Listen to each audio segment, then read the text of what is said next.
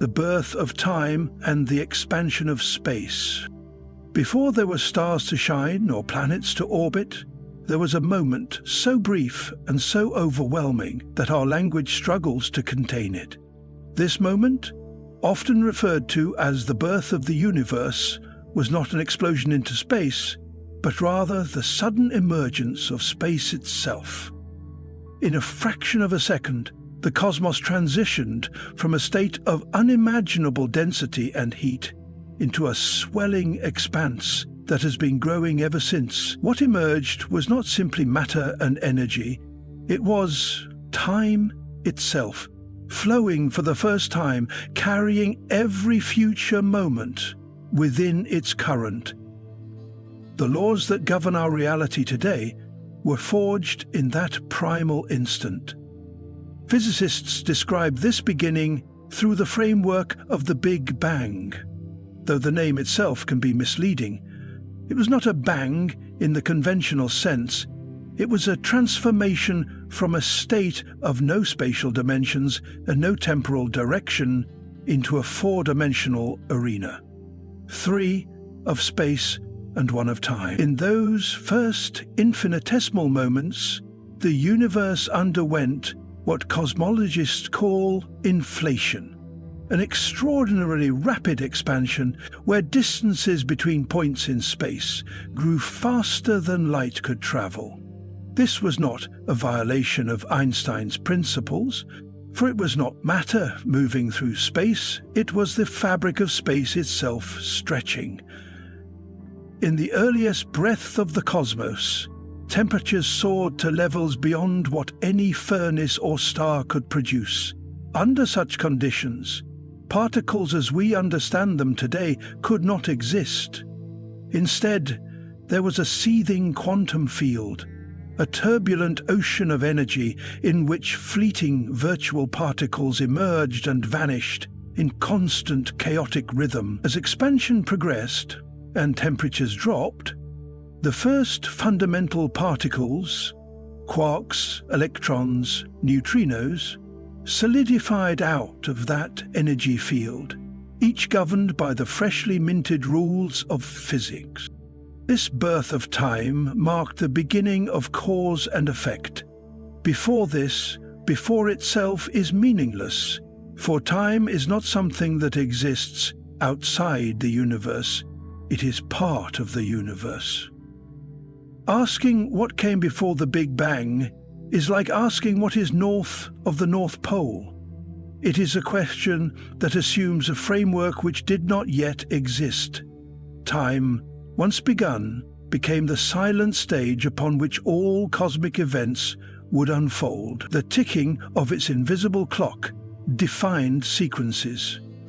Galaxies forming, stars igniting, planets coalescing, all built upon that first instant of temporal flow. The expansion of space has never ceased. Even now, more than 13 billion years later, galaxies drift apart as the cosmic fabric stretches. The rate of this expansion has not been constant. It slowed in the early universe as matter's gravity tugged inward, then billions of years later began to accelerate again due to a mysterious influence we call dark energy. This expansion is not into some empty void beyond the universe.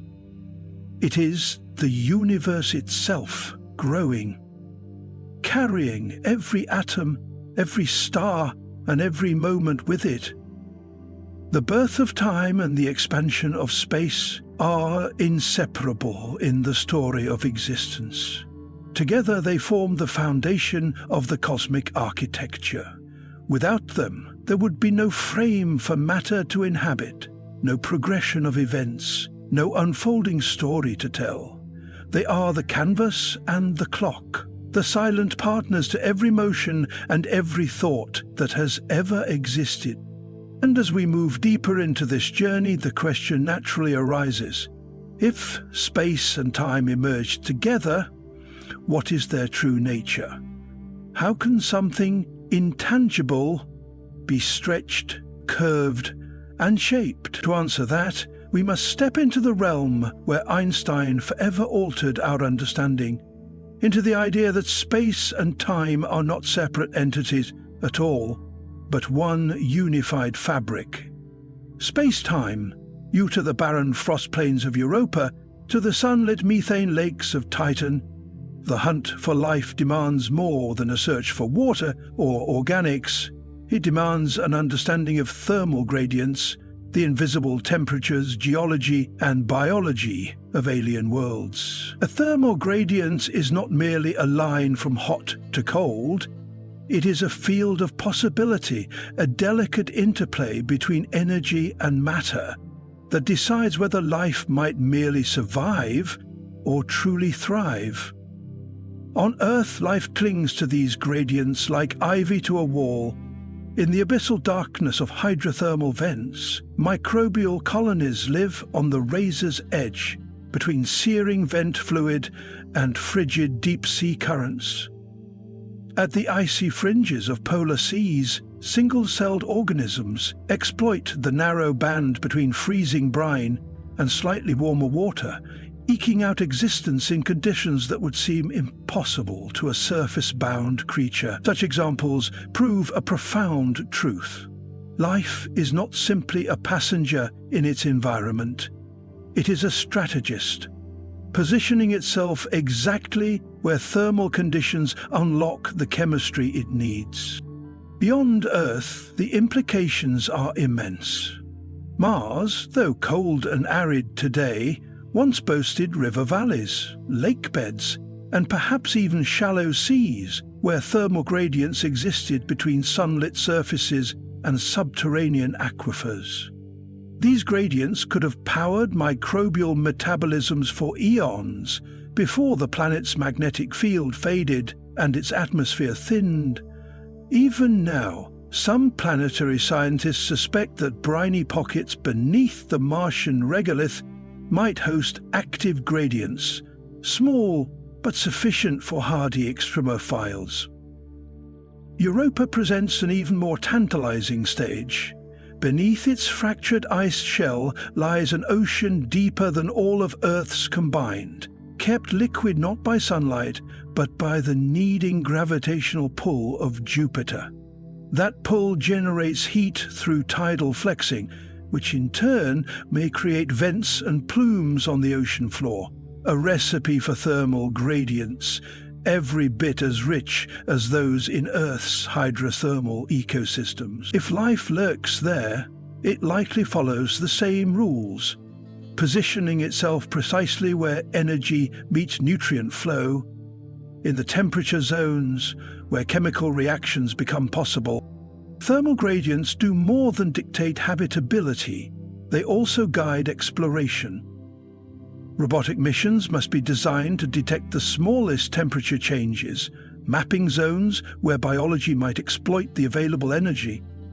Instruments capable of measuring micro-Kelvin variations become as important as cameras or spectrometers, because in alien oceans or buried aquifers, it is these slight differences, not vast extremes, that may reveal life's hiding places. In this way, the search for life is less like hunting for a single point, and more like reading the slope of a mountain. It is about tracing the incline where heat and cold meet in just the right balance, where chemistry shifts from sterile to fertile.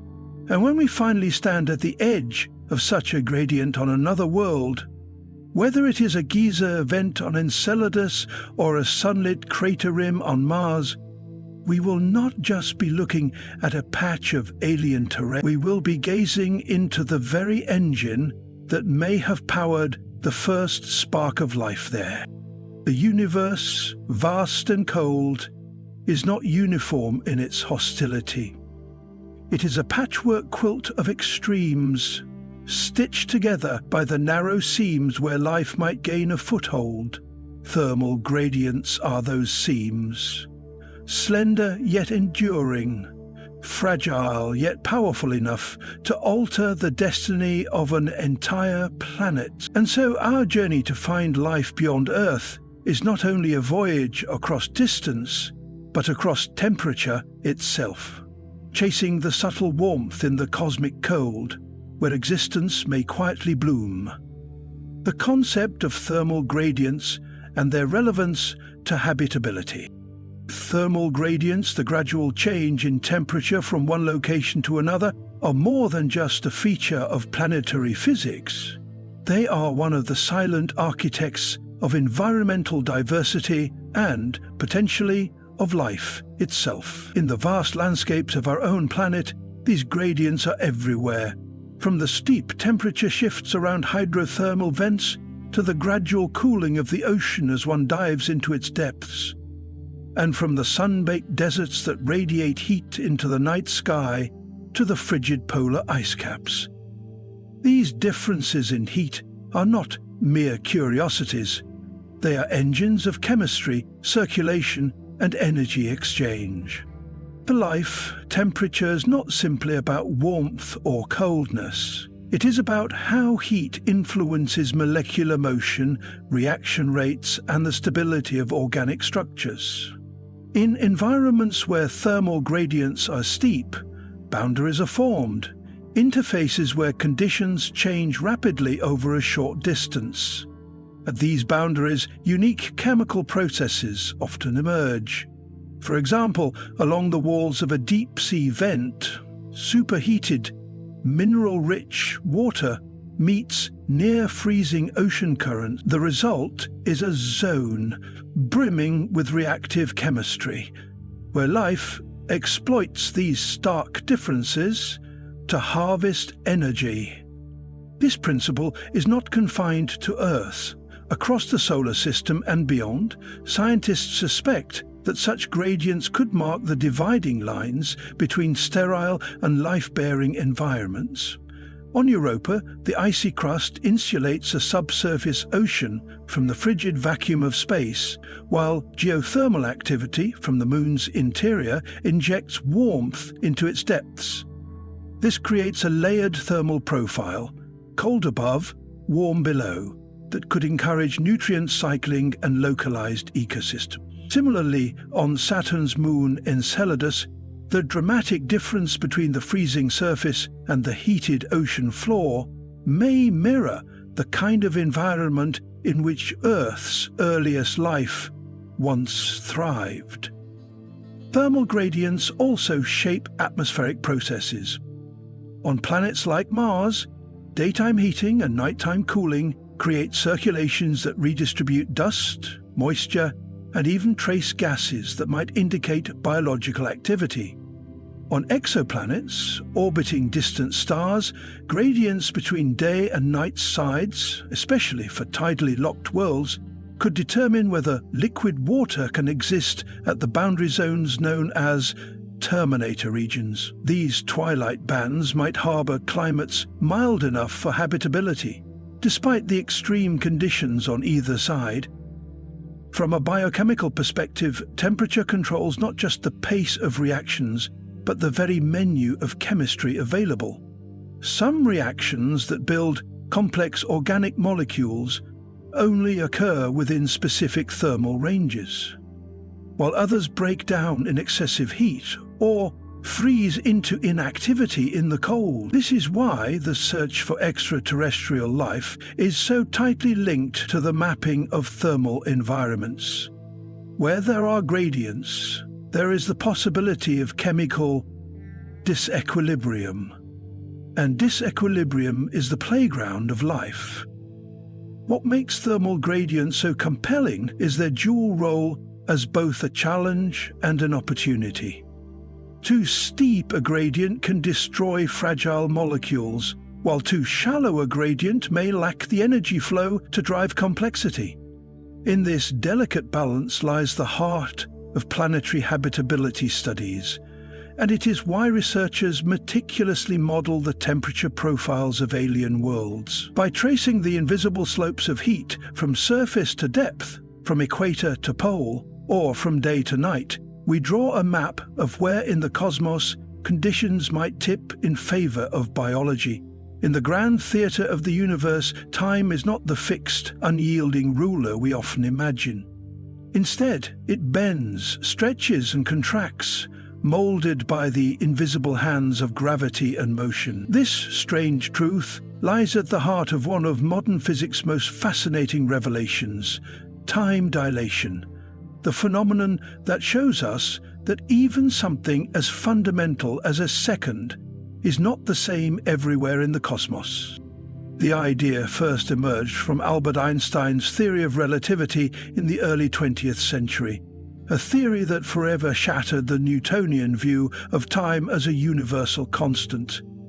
According to relativity, time is woven together with space into a single entity: space-time, where the ticking of a clock depends on both how fast it moves and the gravitational environment it inhabits. This means that two observers, separated by distance or velocity, can each measure a second differently, and both will be correct within their own frames of reference. There are two main ways that time dilation manifests. The first is gravitational time dilation, predicted by Einstein's general theory of relativity. Here, time runs more slowly in stronger gravitational fields. Imagine two identical clocks, one at the base of a massive mountain, the other at its peak. The clock closer to the center of Earth's gravity will tick ever so slightly more slowly than the one above, farther from the planet's pull. Although this difference is tiny, measured in billionths of a second over a lifetime, it becomes significant near extreme masses like neutron stars or black holes, where time for an outside observer could seem to almost stand still. The second is velocity-based time dilation, described by Einstein's special theory of relativity. As an object approaches the speed of light, time for it slows relative to stationary observers. This is not science fiction, but a measurable reality, confirmed by experiments with subatomic particles, called muons. These particles, created in the upper atmosphere, have lifespans so short they should decay before reaching the ground, yet they survive longer than expected because, from our perspective, their internal clocks are slowed by their immense speed. In human terms, the effect is negligible at everyday speeds, but it becomes monumental in the vastness of space travel. A spacecraft hurtling at a significant fraction of light speed could carry astronauts who, upon returning to Earth, would find that more years had passed for those who stayed behind than for themselves. This twin paradox, though a thought experiment at first, is a direct consequence of relativity and has been confirmed in principle by precision clock experiments on fast-moving satellites. The implications stretch beyond curiosity. They shape modern technology. Global Positioning System satellites orbit high above Earth in a weaker gravitational field and also move at high velocities relative to the surface. Engineers must account for both gravitational and velocity time dilation to keep GPS measurements accurate. Without these relativistic corrections, navigation errors would accumulate at astonishing rates, rendering the system useless in hours. Time dilation forces us to abandon the idea of a universal now. Instead, reality becomes a tapestry of local moments, each tied to its observer's position and motion. In the warped space-time near black holes, the effect becomes almost cinematic. An astronaut could, in theory, watch eons pass in the wider universe while experiencing only minutes. This idea, once purely theoretical, is now woven into astrophysical models of how matter behaves near event horizons where tidal forces stretch space and gravity slows the flow of time, almost to a halt. The elastic nature of seconds also prompts deep philosophical questions. If time is not fixed, then the concept of simultaneity, two events happening at the same time, loses meaning. The universe becomes less like a clock and more like a vast, shifting ocean, with each observer riding their own current through space-time. In the search for extraterrestrial life and the exploration of distant worlds, understanding time dilation becomes essential. Future interstellar voyages, if they reach relativistic speeds, will carry crews into futures they cannot entirely anticipate. The universe they return to may be older, changed in ways they could never witness along the way. This is both the beauty and the strangeness of the elastic second. It is a reminder that time is not a rigid cage, but a living dimension that bends to the forces of the cosmos. If you want, I can now extend this into a fully connected outline that fits seamlessly with the rest of your deep space documentary series. That way, it will feel like part of your ongoing cosmic journey narrative, rather than a standalone explanation. The curvature of space and the path of falling apples. In the quiet English countryside of the 17th century, a young Isaac Newton watched an apple fall from a tree. This moment, often romanticized, became the seed of a radical question. Was the same force pulling the apple downward also responsible for keeping the moon in its orbit around Earth? It was a simple act, an apple parting from its branch, but it opened a gateway to the idea that the heavens and the earth are governed by the same universal laws. Newton envisioned an invisible thread stretching from the apple to the moon, a gravitational pull that extended without limit into the cosmos. Yet, for over 2 centuries, gravity was understood as a mysterious force, acting across space, pulling masses toward each other, until a different mind came along to bend that very concept.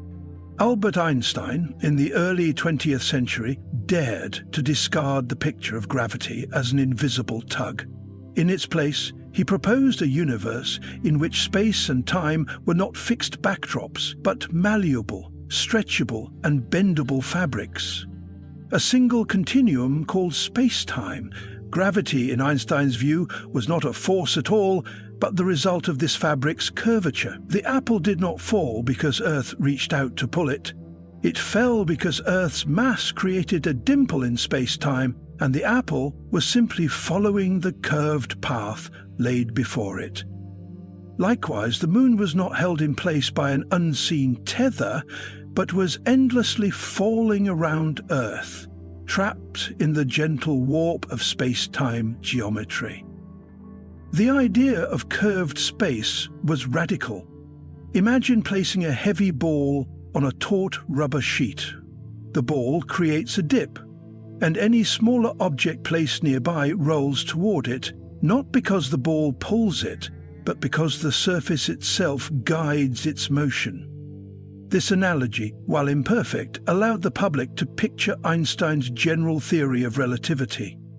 Planets, stars, and even light itself move along curves carved into space-time by mass and energy. The bending of light around the Sun, observed during the solar eclipse of 1919, became the first spectacular proof that space could be warped, and that even photons, weightless yet energetic, obey the geometry of the universe. As telescopes and technology advanced, we discovered that this curvature was not a local phenomenon, but a fundamental property of the cosmos. The great arcs of galaxies, the spiraling dance of binary stars, and the pathways of spacecraft all follow the subtle, continuous folds of space-time. When a black hole forms, the curvature becomes so extreme that all paths lead inward, and not even light can escape. This is gravity at its most absolute, the warping of space to an infinite degree. Yet the apple's story, humble and earth-bound, is still at the heart of it all. The same mathematical framework that predicts the orbit of distant exoplanets also explains why you feel the weight of your body pressing against the ground. When astronauts float aboard the International Space Station, they are not free from gravity, but are in continuous free fall around Earth, just as the Moon is. The sensation of weightlessness is not the absence of gravity, but the experience of moving along space-time's curves without resistance. This understanding transforms our search for knowledge. We now recognize that mapping the curvature of space is essential not only for navigating spacecraft, but also for probing the universe's structure and destiny. Instruments like gravitational wave detectors, such as LIGO and Virgo, can sense ripples in spacetime caused by massive collisions billions of light years away, proving that the fabric Newton never imagined is dynamic, alive with motion. From a single falling apple to the grand sweep of cosmic arcs, the path is continuous. Newton's insight revealed a universal connection, and Einstein's vision showed that the stage on which the universe plays is not rigid, but shaped by its actors. Every orbit, every falling object, every beam of starlight is a silent testimony to the curvature of space. It is a reminder that the laws governing the cosmos are woven into the very geometry we inhabit, where an apple's gentle drop is kin to the orbit of worlds and the slow, endless spirals of galaxies. To run the earliest glimmers of human thought, the idea of a place where the very fabric of reality twists upon itself has fascinated and terrified in equal measure. Black holes, once only the subject of abstract mathematics and speculative philosophy, are now understood as real cosmic engines of gravity so extreme that they bend not only space but also the flow of time. They are not just voids, they are regions where the laws of physics as we know them approach their limits, where the smooth geometry of space-time collapses into a singularity, and where reality itself is reshaped in ways that defy ordinary experience. The story of black holes begins with Einstein's general theory of relativity, which revealed that space and time are not separate entities, but aspects of a single, interconnected fabric, space-time. Gravity, in this revolutionary view, is not an invisible force pulling objects together, as Newton described, but the warping of space-time caused by mass and energy. A star, a planet, or even your own body bends the space-time around it. The greater the mass, the greater the curvature. But in the case of a black hole, the curvature becomes so extreme that space-time folds in upon itself, creating a one-way boundary known as the event horizon. Inside this horizon, every path, whether taken by light or matter, curves inward, inevitably leading toward the singularity, a point of infinite density where the known laws of physics cease to function in their familiar form.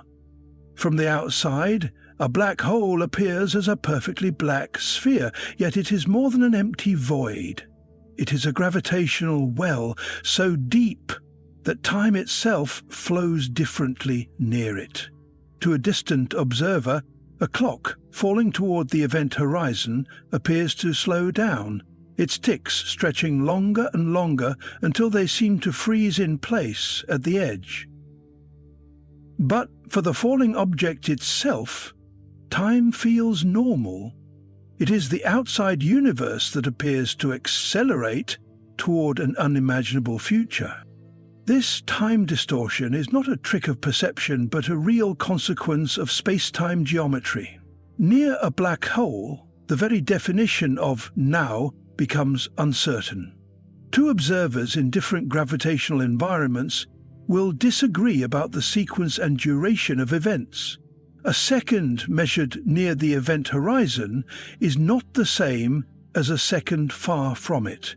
This effect, gravitational time dilation, links black holes to the deepest questions about the nature of time, causality, and the universe's structure. Beyond their mind-bending impact on time, black holes are also architects of cosmic structure.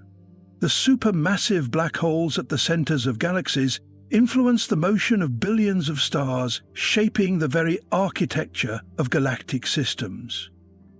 Paradoxically, these regions of inescapable gravity can be sources of immense energy, powering quasars and relativistic jets that blaze across millions of light-years, visible from the farthest reaches of the cosmos. In these processes, black holes act as both destroyers and creators, consuming matter, yet driving the evolution of galaxies. At the quantum level, black holes raise even stranger possibilities. Stephen Hawking's groundbreaking work showed that black holes are not entirely black. They emit radiation due to quantum effects near the event horizon, a phenomenon now known as Hawking radiation. Over unimaginably long periods, this radiation could cause black holes to evaporate entirely, raising profound questions about the fate of the information that falls into them. Does the information vanish forever, violating the principles of quantum mechanics? Or is it somehow preserved in a way we have yet to understand? This information paradox remains one of the most compelling puzzles in modern physics. The distortion of time and space by black holes forces us to confront the boundaries of our theories and the limits of our perception. They are laboratories of the extreme, where relativity and quantum mechanics meet, often in tension, and where the very texture of reality is put to the test. To study a black hole is to glimpse the deep code of the universe, a code written not in lines of human language, but in the curves and folds of space-time itself. And yet, even with all we have learned, the full nature of black holes remains hidden behind their horizons. They are cosmic riddles, both terrifying and beautiful, reminding us that the universe is not a static clockwork, but a living, dynamic web of time and space, endlessly reshaping itself in ways our minds are only beginning to grasp. The arrow of time is not a physical arrow that one can hold. Rather, it is a metaphor that captures the asymmetry between the past and the future. And entropy is the driving force behind this asymmetry. In the mid-19th century, the Austrian physicist Ludwig Boltzmann provided a statistical foundation for this concept. He recognized that in any closed system, the number of possible disordered arrangements vastly outnumbers the ordered ones. Imagine shuffling a deck of cards. There's only one perfectly ordered arrangement, say all suits in sequence, but trillions of possible jumbled arrangements. When you shuffle, the probability overwhelmingly favors disorder, and that statistical tendency toward disorder is what we call an increase in entropy. ANN. In physical terms, the second law of thermodynamics states that in an isolated system, entropy will always stay the same or increase over time. It will never spontaneously decrease. This is why shattered glasses stay shattered, why smoke disperses in a room rather than reconcentrating in the corner, and why our universe appears to move from states of lower entropy to higher entropy. But here's the intriguing twist. The laws of physics at the microscopic level, Newtonian mechanics, electromagnetism, quantum theory, are time-symmetric. If you filmed the dance of individual particles and reversed the playback, the motion would still obey the same equations. Nature wouldn't know the difference. The arrow of time, then, emerges not from these fundamental laws, but from the initial conditions of the universe. Our cosmos began around 13.8 billion years ago in an incredibly hot, dense and low entropy state. That's counterintuitive, We often imagine the early universe as a chaotic fireball, but gravitationally speaking, it was astonishingly ordered. As the universe expanded, gravity pulled matter into clumps, forming stars, galaxies, and planets.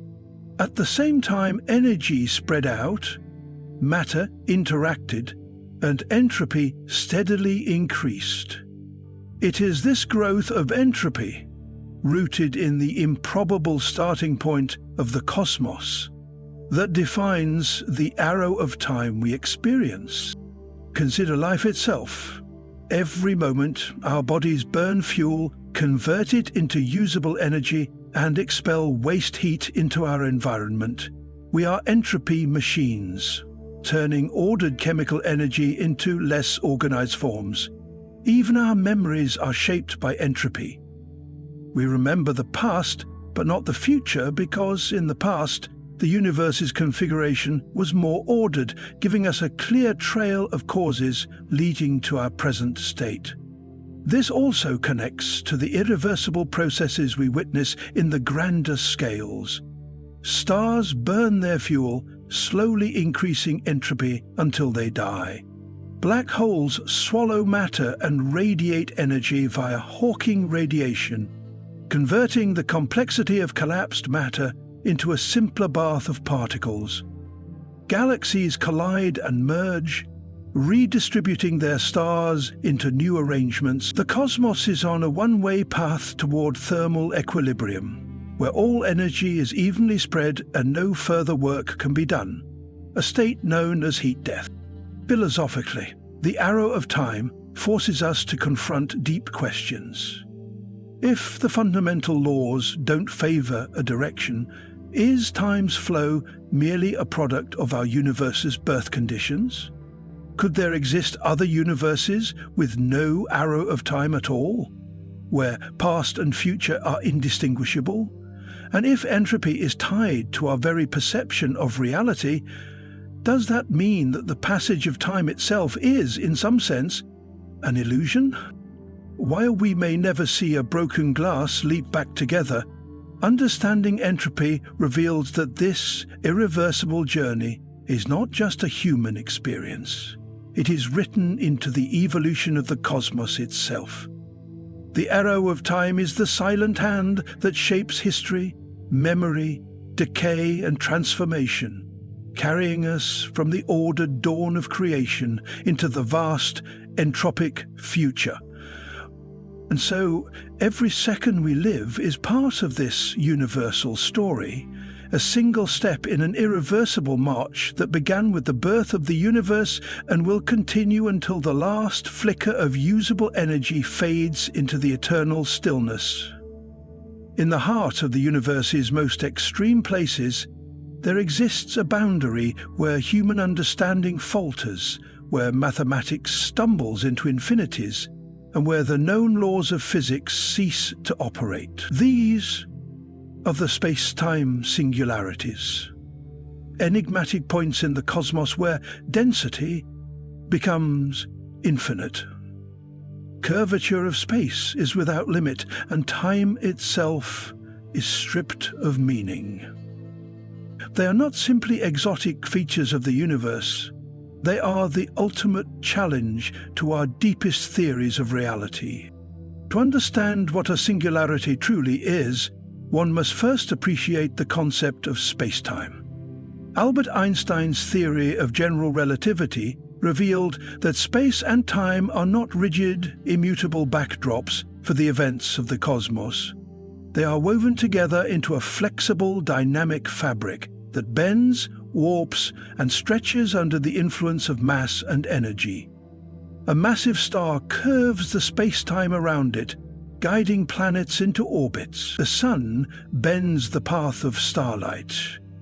And yet, under the right and extreme conditions, this curvature can become so intense that the rules break down entirely. The most famous example of a singularity hides within a black hole. When a massive star exhausts its nuclear fuel, gravity gains the upper hand. With no outward pressure from fusion to counteract it, the star collapses inward. If the star is heavy enough, no known force can stop this implosion. Matter is crushed to a point of zero volume and infinite density, a singularity, where gravitational pull is so overwhelming that even light cannot escape. At this heart of darkness, space-time is bent into a shape so extreme that it can no longer be described by Einstein's equations in their usual form. The mathematics predicts infinity, a signal that the theory is being pushed beyond its domain of validity. Yet singularities are not confined to the ends of massive stars. Cosmology teaches us that our entire universe began in a singularity of sorts, the Big Bang. According to standard models, if we wind the clock of cosmic expansion backward, we arrive at a state where the universe was compressed into an infinitely dense point. Space, time, matter, and energy all emerged from this mysterious beginning. The singularity at the birth of the universe is not surrounded by an event horizon like a black hole's core, but it shares the same troubling feature: the inability of current physical laws to describe what came before or what conditions were truly like at that moment. The problem is not just academic. Singularities are places where predictability ends. In every other region of space-time, general relativity allows us to forecast the future evolution of matter and energy given the present conditions. But at a singularity, the curvature becomes so great that time itself may cease to have meaning. Was there a before the Big Bang? What happens inside a black hole beyond the event horizon? Our equations refuse to tell us. This limitation has driven physicists toward the search for a deeper framework, one that unites general relativity with quantum mechanics into a full theory of quantum gravity. Quantum theory governs the microscopic realm where particles dance with uncertainty, while relativity governs the grand stage of planets, stars, and galaxies. Near a singularity, both realms collide. Space-time is curved to subatomic scales, and quantum effects cannot be ignored. Ideas like loop quantum gravity and string theory attempt to describe these extremes, suggesting that the infinite densities predicted by relativity may be replaced by finite, quantized structures of space and time. Perhaps, instead of a true point of infinite curvature, the core of a black hole might be a tangled discrete network of space-time atoms. The Penrose-Hawking singularity theorems, developed in the late 20th century, made a profound statement. Singularities are not rare oddities. They are inevitable outcomes of relativity given certain realistic conditions. These theorems shattered the hope that singularities might be avoided through exotic matter or special symmetries. Instead, they implied that space-time itself possesses built-in boundaries where our understanding will always require something beyond Einstein's vision. Singularities also raise deep philosophical questions. If the universe began in such a state, what determined the laws of physics that emerged? Are singularities portals to other universes, as some speculative models suggest? Or are they truly the ultimate dead ends of reality? Could information somehow survive passage through a singularity, as some quantum gravity proposals imply? Or is it obliterated forever? In the end, space-time singularities are not just problems for mathematicians. They are the edges of the map in humanity's exploration of the cosmos. They represent the points where nature withholds her final secrets, forcing us to invent new mathematics, new physics, and perhaps even new ways of thinking. Just as the horizon hides the vastness of the ocean beyond, the event horizon of a black hole conceals the strange and uncharted landscape of the singularity. We may not yet know what lies at the heart of these extremes, But one truth is certain: to solve the mystery of singularities is to take the next great leap in our understanding of the universe. They are the most dramatic reminders that, no matter how far science advances, there will always be frontiers where curiosity must lead the way, and where, for now, physics breaks in the realm of our everyday lives. Time feels steady and absolute. A second here is a second there, no matter who you are or where you stand. Yet, the deeper we look into the workings of the universe, the more this comforting certainty begins to dissolve. Modern physics tells us that time is not a universal metronome, ticking away identically for everyone. It is a pliable dimension woven into the very fabric of reality, and it can stretch, compress, or even appear to slow down. One of the most mind-bending illustrations of this truth is a thought experiment so famous that it has travelled from scientific papers into science fiction and philosophical debate: the twin paradox. The paradox begins with a simple premise. Imagine identical twins, born seconds apart, sharing the same childhood, the same rhythms of life.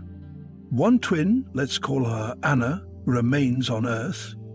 The other, Elena, climbs aboard a spaceship capable of travelling at a significant fraction of the speed of light. Elena's ship embarks on a long journey to a distant star and then returns home. When she steps back onto Earth's soil, the two sisters embrace, only to discover something astonishing. Elena is younger than Anna, perhaps by years. Her clock, and even the biological processes of her body, have experienced less time. This outcome is not a fantasy. It is a direct consequence of Einstein's theory of special relativity. According to special relativity, the faster you move through space, the slower you move through time relative to someone who is stationary. This is time dilation, a real, measurable phenomenon confirmed in countless experiments. Muons, unstable subatomic particles, survive longer when traveling near light speed. Atomic clocks flown on aircraft or mounted on satellites tick at slightly different rates than identical clocks on Earth. And yet the paradox arises when we consider symmetry. From Elena's perspective, isn't Anna the one moving away at high speed?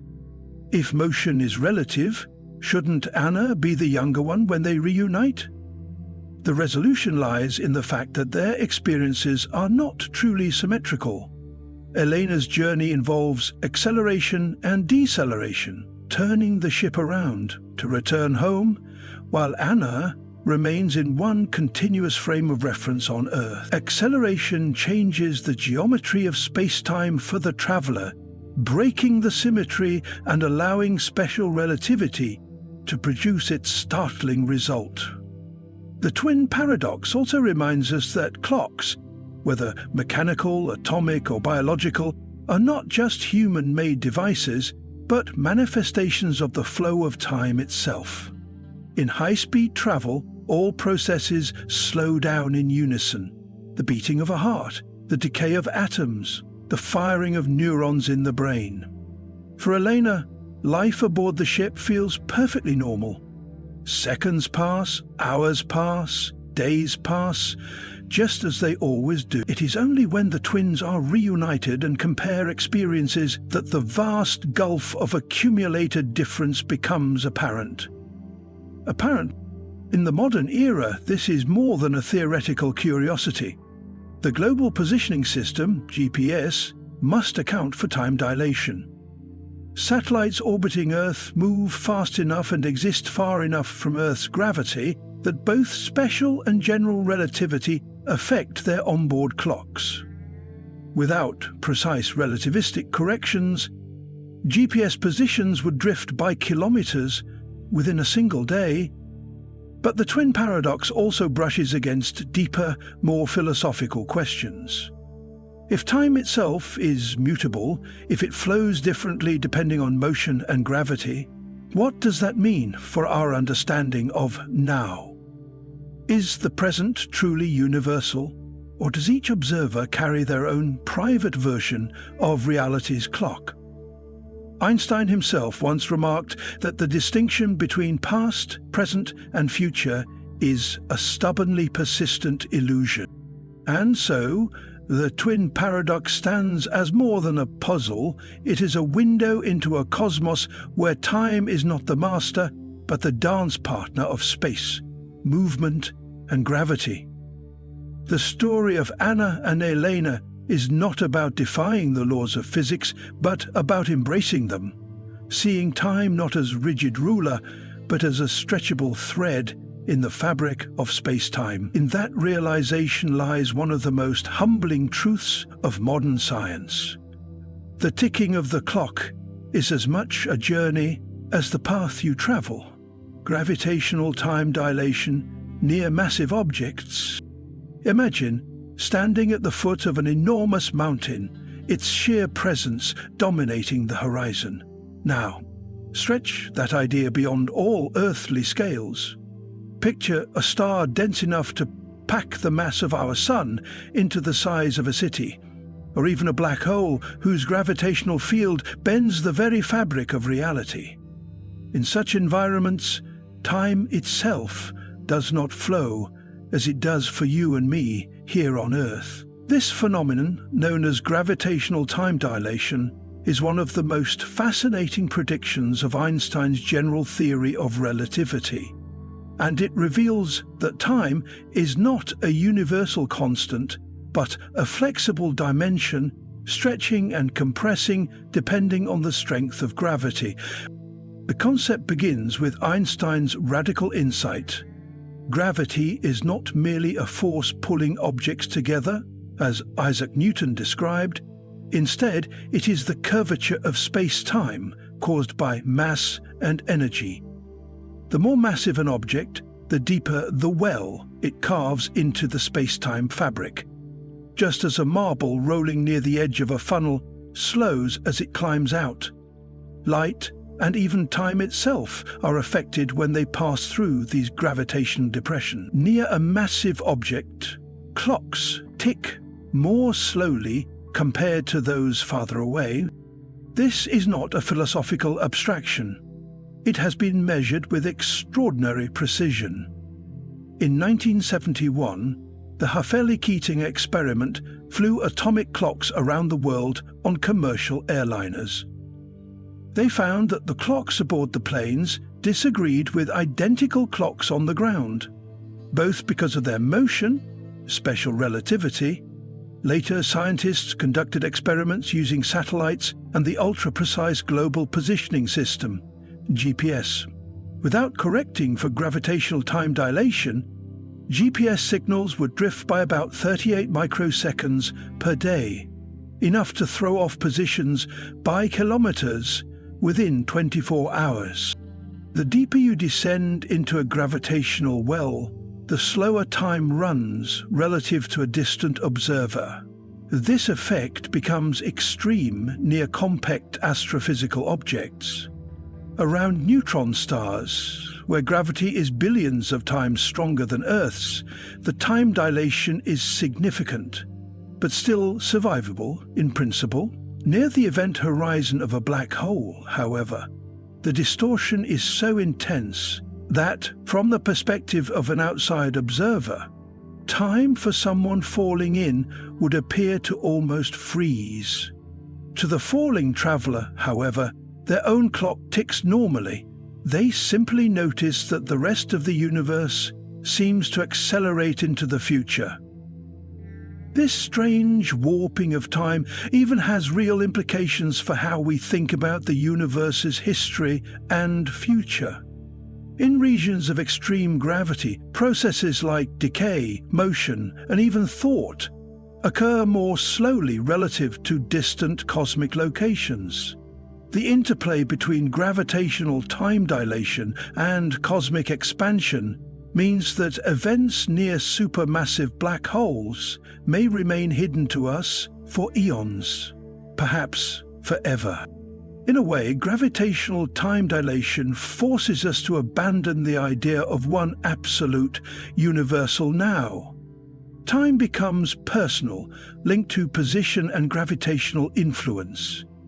It tells us that the universe is not a static stage where events unfold, but an active, flexible tapestry, one that twists, stretches, and folds under the weight of stars, planets, and black holes. And so, next time you hear that a black hole distorts space, remember, it distorts time just as much. It is not just where you are that shapes your experience of reality, it is how deep you stand in the cosmic well of gravity.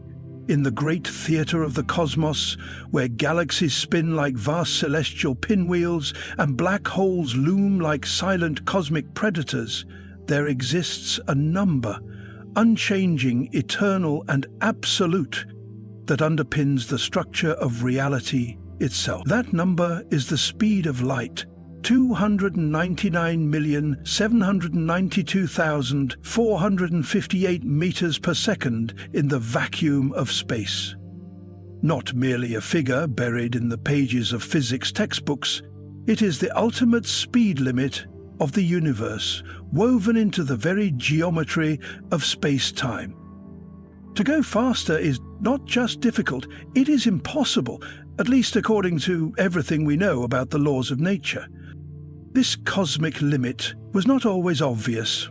For centuries, light was believed to travel instantaneously, a perfect messenger without delay. The ancient Greeks debated its nature. Was it a particle, a wave? Was its speed infinite? It was not until the 17th century, when Danish astronomer Ole Romer studied the eclipses of Jupiter's moon Io, that the truth began to emerge.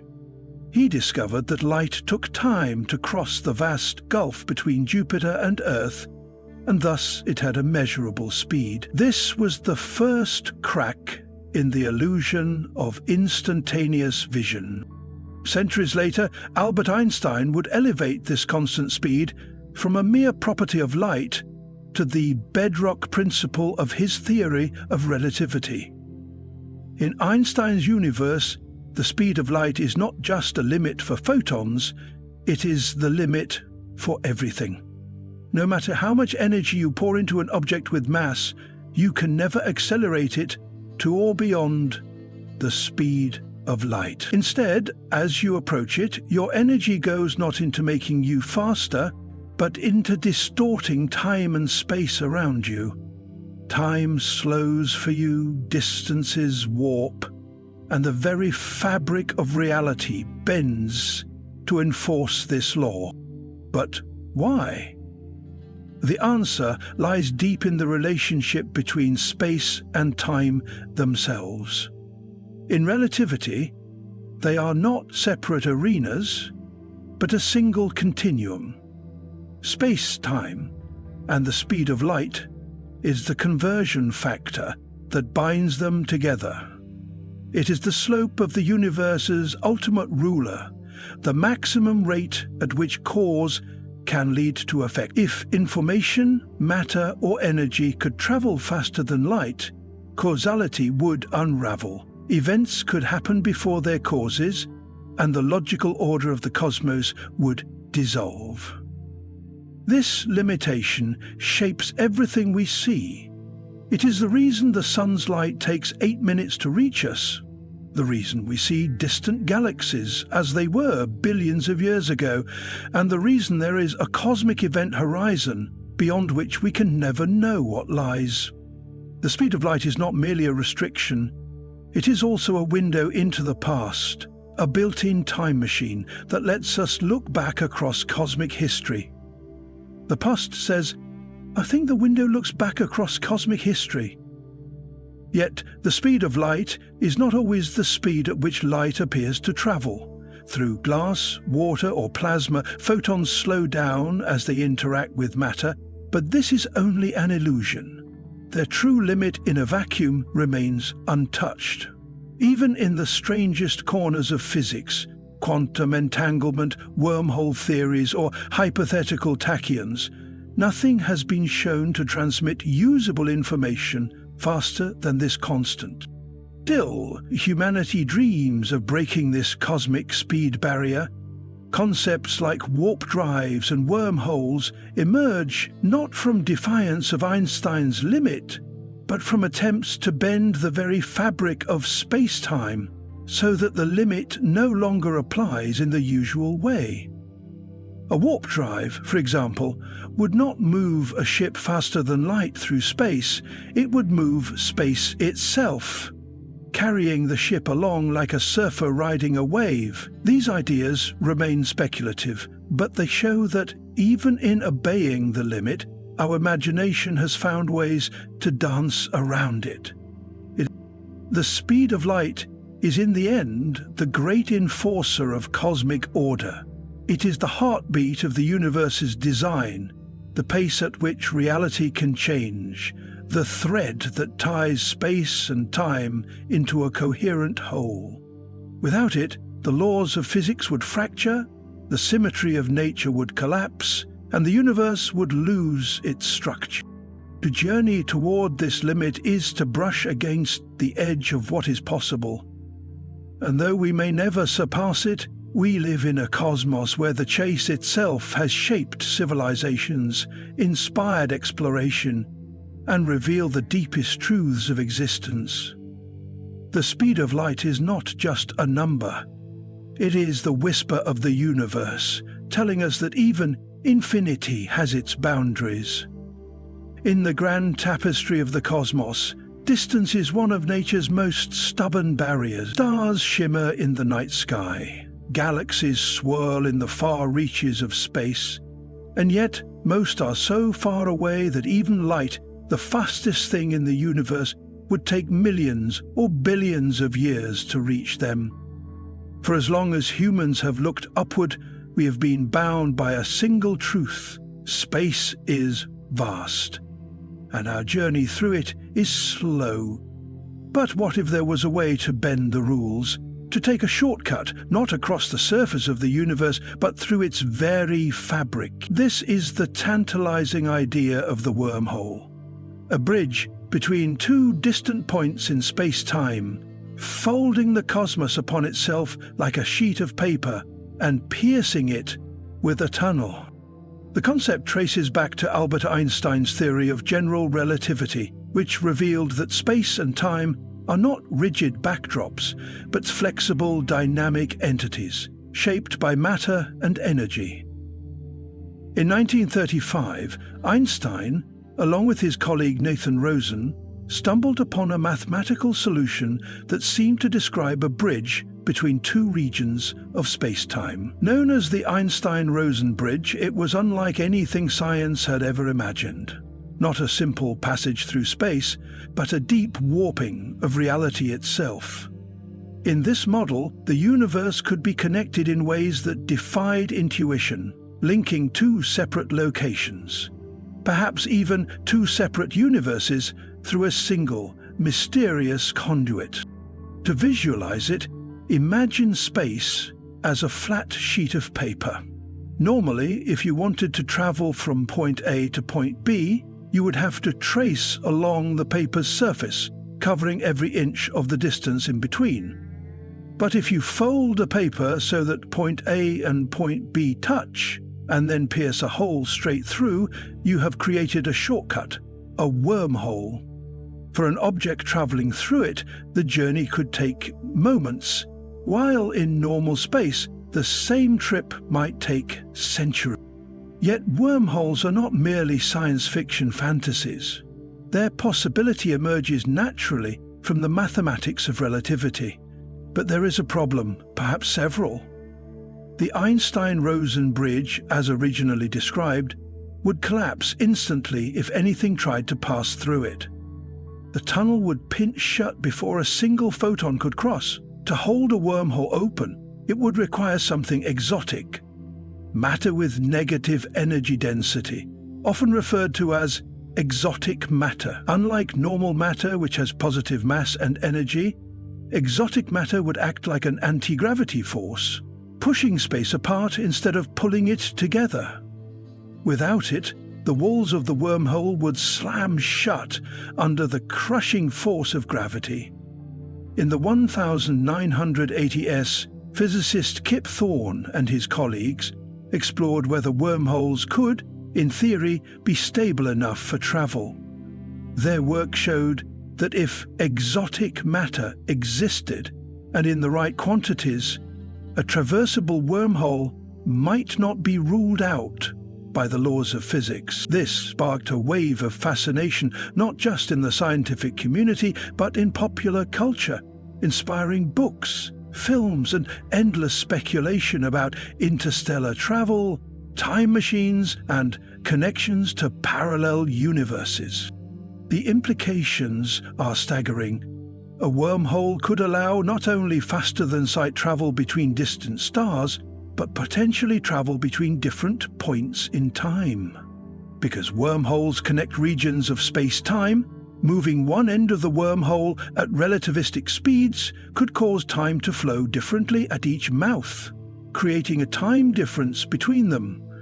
Step into one end, and you could emerge not only in a distant galaxy, but in a different era, the past or the future. This is where the physics dances dangerously close to paradox, and where our understanding of causality, the sequence of cause and effect, is tested to its limits. Still, for all the mathematical beauty, there is a profound lack of evidence. No wormhole has ever been detected, and the energy requirements to build or sustain one are far beyond anything humanity can currently produce. The exotic matter needed remains hypothetical, and even if it exists, manipulating space-time on such a scale may forever remain in the realm of the impossible. Yet nature has a way of surprising us. Black holes, once thought to be purely theoretical, are now observed regularly. Gravitational waves, predicted for a century, have only recently been detected. If wormholes exist somewhere in the universe, perhaps hidden in the warped hearts of galaxies, then one day our instruments, or our descendants, might find them. In the end, the idea of wormholes speaks to something deeper than physics.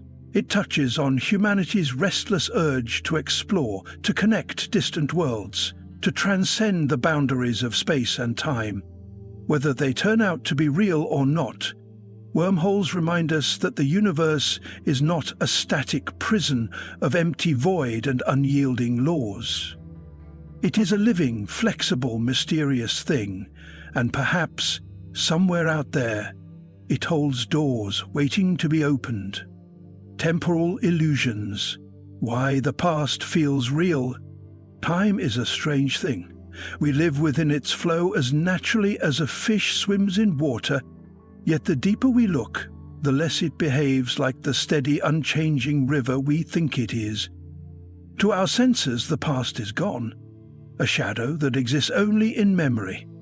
But why, then, does it feel so vividly alive?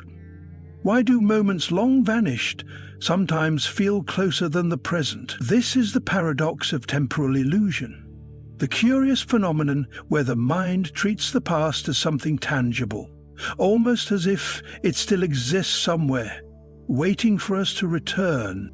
To understand why the past feels real, we must first face an unsettling truth. In the eyes of physics, time is not a flowing entity. Einstein's theory of relativity revealed that time is woven into the very fabric of the universe, space-time, and within this four-dimensional structure, all events, past, present, and future, are fixed like frames in a cosmic film reel. In such a universe, the moment you are reading this, the moment you were born, and the moment of humanity's distant future all exist together. The flow of time is not a universal reality, it is a property of consciousness. Our brains evolved not in the abstract world of space-time, but in the relentless cause and effect sequence of survival. The mind constructs time to keep track of events, to anticipate danger, to remember food sources, to recognize faces, to love and to grieve. Memory is its great tool, and memory is deceptive. Unlike a video recording, it is not a perfect playback. It is reconstructed each time, influenced by emotions, associations, and even the present moment itself. Yet when we recall a childhood scene, the smell of rain on dusty soil, the laughter of a friend, the rustle of leaves in the summer wind, the brain reactivates many of the same neural patterns that occurred when we first experienced it. In effect, we don't just remember the past, we partially relive it. But there is a deeper layer to this illusion, one tied to how time is structured in the universe itself. In the block universe interpretation of relativity, the past is not destroyed. It simply occupies a different location in space-time, like an old chapter in a book you can no longer turn back to. We can't physically revisit it, but its existence is just as real as this present moment. When you stand under the night sky, the starlight you see left its source hundreds, thousands, even millions of years ago. In a sense, you are looking directly into the past, not just imagining it, but actually perceiving ancient moments frozen in light. This connection between memory, perception, and the physical reality of space-time creates the strange sensation that the past exists somewhere, as if we could step through a hidden doorway and return to it. Science fiction often plays with this idea: time machines, portals, wormholes. But the laws of physics resist such journeys. The arrow of time, dictated by entropy, pushes us forward relentlessly.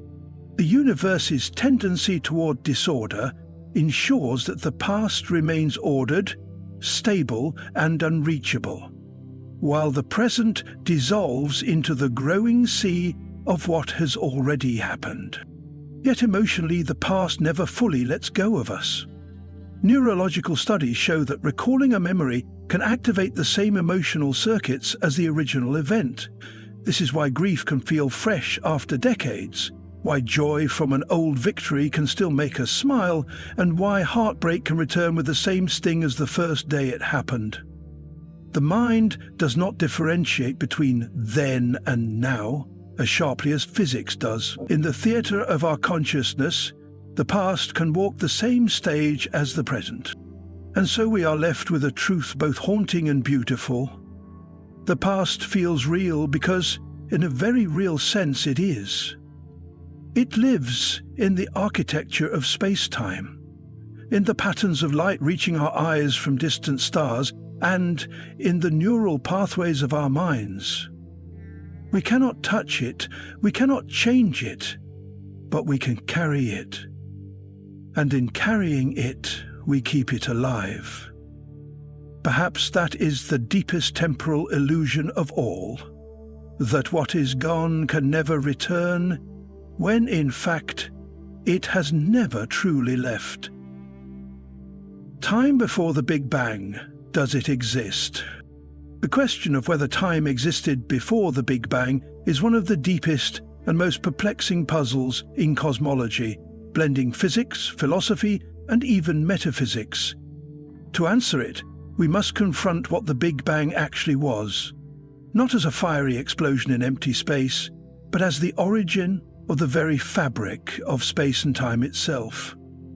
According to the standard cosmological model, the Big Bang was not an event within time, it was the birth of time. Before it, there was no before in the way we normally understand it, because before is a temporal concept that requires time to exist in the first place. Einstein's general theory of relativity, which describes gravity as the curvature of space-time, predicts that as we trace the history of the universe backward, the density, temperature, and curvature all increase until they approach infinity. At that singularity, about 13.8 billion years ago, our current mathematical description of reality breaks down. Time, as defined by the ticking of clocks and the sequence of cause and effect, appears to reach a boundary. It is as if the river of time narrows to a point and simply stops. From this perspective, asking what happened before the Big Bang is akin to asking what is north of the North Pole. It may be a meaningless question in our current framework. Yet, physics does not stop at boundaries, it seeks to cross them. Quantum cosmology, which attempts to unite quantum mechanics with general relativity, opens possibilities for what before could mean. Some theories suggest that time is not fundamental but emergent, arising from deeper, timeless laws of physics.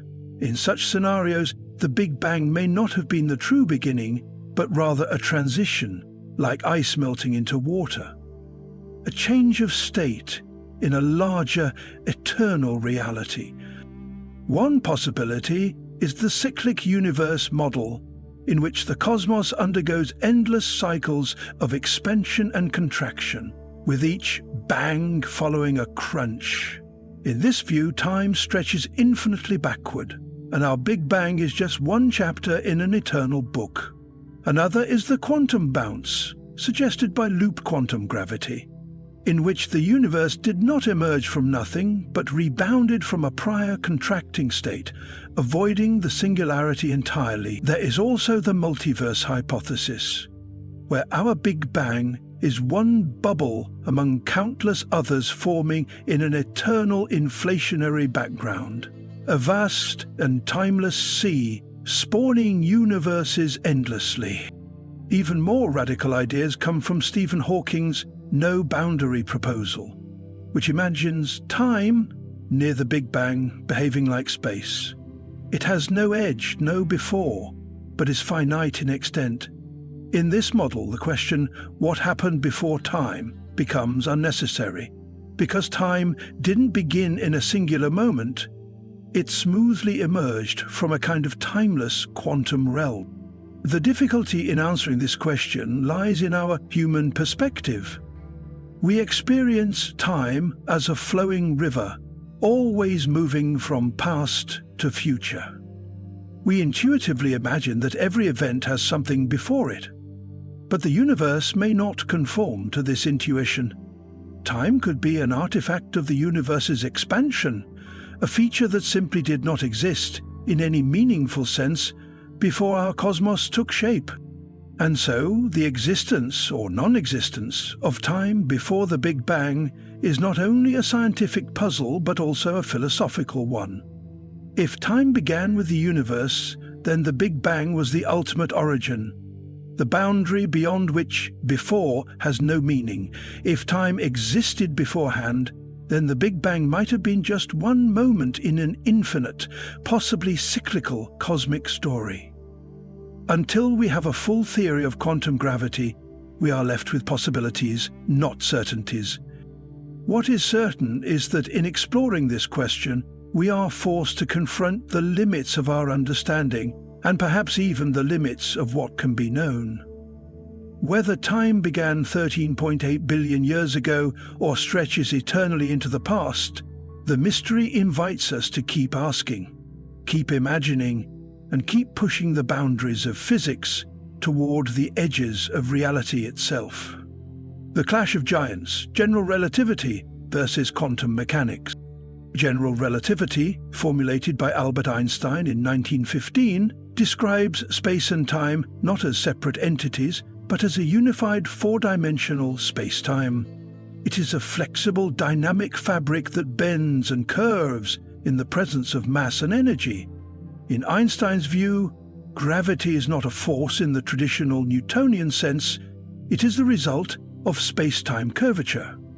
Massive objects like stars and planets warp space-time, and objects follow the curves of this geometry. Quantum mechanics, developed between 1900 and the 1920s, focuses on the smallest scales of reality, the behavior of particles, energy, and fields at atomic and subatomic levels. It replaces certainty with probability, describing particles as wave-like entities governed by the uncertainty principle and probabilistic wave functions. Both theories have been tested countless times. Both work extraordinarily well within their domains, but they refuse to play nicely together. General relativity works flawlessly at large scales. Planets, galaxies, the universe itself, while quantum mechanics dominates at the atomic and subatomic scales. Yet, at the extreme boundaries of nature, such as inside black holes, or during the first fraction of a second after the Big Bang, both theories are required at once, and there they clash. Mathematically, when we try to apply quantum principles to space-time as described by general relativity, the equations spiral into infinities, nonsensical, unphysical results. This failure has driven physicists for decades to search for a quantum theory of gravity, a framework that describes gravity in the same probabilistic, quantized way that we describe the other forces of nature. The loop quantum gravity vision. Loop quantum gravity takes a refreshingly grounded approach. Instead of embedding our universe into higher dimensions or postulating exotic strings vibrating in unseen spaces, LQG works directly with what general relativity already gives us, the dynamic fabric of space-time, and applies quantum principles to it. The key insight of LQG is that if matter is quantized and energy is quantized, perhaps space itself is quantized. The continuous geometric fields of general relativity, when viewed through a quantum lens, break down into a network of finite, indivisible chunks. Discrete atoms of space. In this view, geometry itself becomes granular. Just as photons are the smallest quanta of light, these space atoms are the smallest possible units of area and volume. Below this scale, the very concept of space ceases to exist in the way we understand it. Spin networks, the atoms of space. In the mathematics of LQG, these discrete chunks of space are described by something called a spin network. Developed originally by Roger Penrose in the 1970s and later incorporated into LQG by Carlo Rovelli, Lee Smolin, and others, a spin network is not a structure sitting inside space. Imagine a vast interconnected web. The edges of the web carry values known as spins, which are related to the quantum numbers familiar from particle physics. The nodes, where the edges meet, represent elementary volumes of space.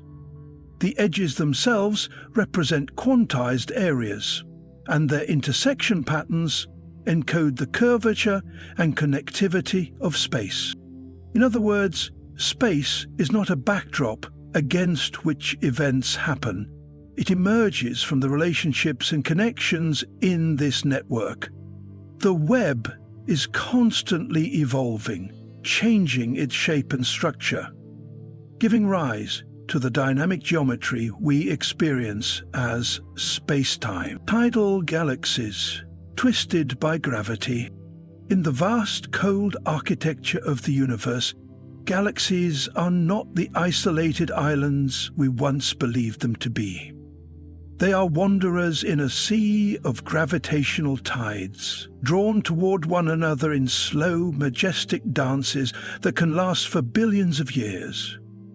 These cosmic encounters leave behind breathtaking relics, tidal galaxies contorted and stretched by the overwhelming force of gravity. These galactic forms are not merely visual spectacles. They are deep records of the universe's dynamism, violence, and continuous creation. Tidal galaxies emerge from gravitational interactions between massive galaxies. Unlike the serene spirals we often imagine when thinking of galaxies, tidal galaxies wear the scars of cosmic battles. When two or more galaxies come close enough, their mutual gravitational pull begins to tug at their outer stars, clouds of gas and dark matter.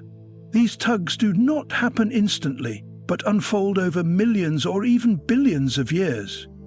Stars are flung into tidal tails, enormous, thread-like streams of stellar material, stretching across intergalactic space, sometimes forming arcs that span hundreds of thousands of light-years. The first clues to the existence of tidal galaxies came in the mid-20th century with improvements in photographic plate sensitivity and telescope optics.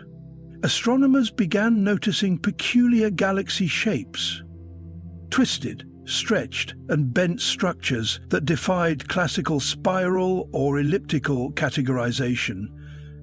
The classic pair, known as the Antennae galaxies, is one of the most iconic examples. Located in the constellation Corvus, this duo appears to be locked in a slow magmatic collision, their stars flung outward in brilliant arcs that resemble insect antennae. These trails are not static. They evolve, merge, and sometimes collapse into new structures altogether. But the wonder of tidal galaxies lies not only in their forms, but in what they teach us about galactic evolution. These interactions often trigger immense waves of star formation. As gas clouds are compressed by gravitational forces and shock waves, they collapse under their own weight, igniting bursts of newborn stars. Some of the most vibrant stellar nurseries ever observed are found in the heart of tidal interactions. Yet this creation often comes with destruction. Galactic cores may be destabilized. Supermassive black holes can begin to consume more matter, and entire structural features of galaxies may be torn apart, never to reform. From a scientific perspective, tidal galaxies offer an exceptional opportunity to study the role of gravity not just as a force of attraction, but as an agent of transformation. Simulations and models of galaxy collisions have revealed that these events are not rare. In fact, the Milky Way itself is not immune. Our home galaxy is on a collision course with the Andromeda Galaxy, a celestial ballet expected to begin in earnest in about 4 billion years. Already, satellite galaxies like the Large and Small Magellanic Clouds are stirring up tidal features in the Milky Way's halo, subtle arcs of stars and gas that hint at the beginning of a grand merger. These future tidal features will reshape the Milky Way, giving rise to yet another generation of twisted, luminous structures. Even the dark matter component of galaxies plays a crucial role in shaping tidal galaxies. Though invisible, dark matter contributes the majority of mass in most galaxies, forming vast halos that extend far beyond the visible stars. During a galactic encounter, these dark matter halos interact gravitationally as well, guiding the overall shape and trajectory of the tidal structures. Without dark matter, tidal interactions would look radically different, less organized, less elongated, and lacking the coherence we observe. Thus, tidal galaxies serve as a silent testimony to the dark scaffolding of the universe. Beyond their scientific importance, tidal galaxies also carry philosophical weight. They remind us that beauty often comes from struggle, and that creation is frequently born from conflict. They are visual metaphors for resilience and transformation, telling a story of cosmic resilience and rebirth. Through their tortured shapes, we see the universe not as a static machine, but as a living, evolving organism, one that tears itself apart and builds anew, cycle after cycle. Yet even these grand tidal features are temporary. Over vast stretches of time, the dramatic tails and bridges will fade. Stars will disperse into the larger galactic halos, and the memory of the collision will be lost, save for the newly merged galaxy at its center. These tidal ghosts are fleeting moments in the infinite film of cosmic evolution, captured only briefly by human eyes and instruments before they vanish into the background of space. As we observe these twisting galactic forms, we are not only looking outward, but forward. They are glimpses into the eventual fate of all galaxies, including our own. In their chaotic grace, tidal galaxies are both messengers of history and harbingers of what is to come. And with that glance into future galactic collisions and their inevitable consequences, we turn our attention to a stranger cosmic choreography, one that transcends even the most dramatic galaxy mergers. Next, we step into the realm of Outline 12, where we explore the bizarre and captivating world of ring galaxies, formed not by gradual spiral evolution, but by violent head-on collisions that send ripples through galactic disks like stones cast into a still. The Hercules Corona Borealis, Great Wall, the largest structure in the universe. As we leave behind the intricate gravitational dances that twist galaxies into tidal forms, our perspective must widen, not just across space, but across the very concept of scale itself. From the delicate, luminous threads spun by merging galaxies, we now move into a realm so vast, so profoundly immense, that it challenges the very boundaries of human comprehension. We arrive at what may be the largest known structure in the observable universe, the Hercules Corona Borealis Great Wall, a name as colossal as the cosmic giant it represents. Discovered in the early years of the 21st century, this immense superstructure came into view not through visible light or classical imaging, but through the detection of gamma-ray bursts, brief, high-energy flashes of radiation that typically signal the collapse of massive stars or the violent mergers of neutron stars. Astronomers analyzing data from deep sky surveys noticed a peculiar concentration of these bursts in a specific region of the sky, a statistical clustering too significant to be coincidental. The distribution pointed to a massive assembly of galaxies and galaxy clusters stretching across a truly unimaginable expanse, billions of light-years in length. The Hercules Corona Borealis Great Wall spans a region of sky that connects the constellations of Hercules and Corona Borealis, hence its name. The dimensions of this structure are staggering, over 10 billion light-years across at its greatest extent. To put this in context, our entire Milky Way galaxy is roughly 100,000 light-years in diameter. The Great Wall dwarfs not only our galaxy, but entire supercluster of galaxies, swallowing them like islands in a galactic ocean. It is not a wall in the traditional sense, but rather a vast web of gravitationally associated matter. Galaxies, dark matter, intergalactic gas, all interconnected in a filamentary structure that traces the skeleton of the cosmos. This raises a profound problem. According to the cosmological principle, the foundational idea in modern astrophysics that the universe is homogeneous and isotropic at sufficiently large scales, structures larger than about 1 billion light-years should not exist. The Hercules Corona Borealis Great Wall breaks that rule. It defies the expected limits of cosmic structure formation, posing a direct challenge to prevailing models of the early universe and the evolution of large-scale structures. If such a massive complex exists, how did it form within the age of the universe, and what unknown mechanisms might have guided its growth? Some scientists suggest that the wall could be a projection effect, or perhaps several smaller structures merely aligned along our line of sight. But deeper studies, cross-examined across wavelengths and time, continue to strengthen the case for its authenticity. If confirmed, the Hercules Corona Borealis Great Wall forces us to reimagine how matter organizes itself on the grandest scales. It may imply that the early universe had greater density fluctuations than our current models account for, or that gravitational clustering is more efficient across cosmic timescales than previously thought.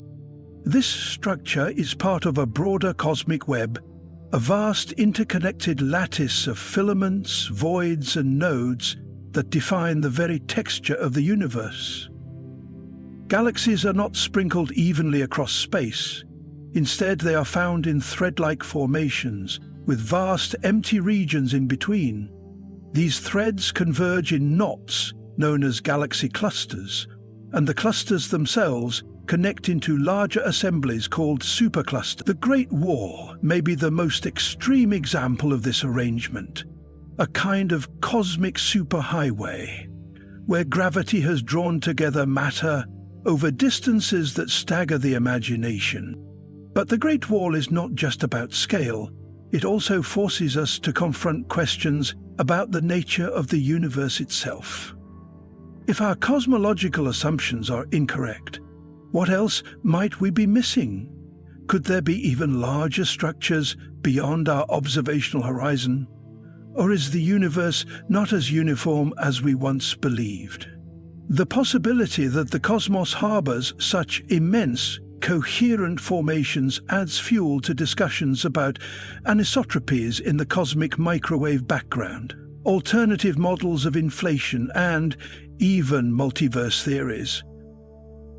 Moreover, the Hercules Corona Borealis Great Wall reveals the extraordinary power of invisible forces in shaping the visible universe. Dark matter, unseen but gravitationally dominant, likely forms the backbone of this superstructure. Though we cannot see it directly, its influence is everywhere, guiding the motion of galaxies and sculpting the very architecture of space. In this way, the Great Wall becomes not only a structure of light and matter, but also a monument to the unseen, a cosmic fingerprint left by forces we still struggle to define. Even our ability to detect such a structure is a triumph of human ingenuity. The technology required to observe gamma-ray bursts across billions of light-years, to map their distribution, and to infer the existence of such a structure is itself the result of generations of scientific progress. From orbiting observatories to global data-sharing networks, the discovery of the Great Wall is a testament to how far humanity has reached into the deep night of space. And yet, as vast as it is, the Hercules Corona Borealis Great Wall may not be the final frontier of cosmic structure.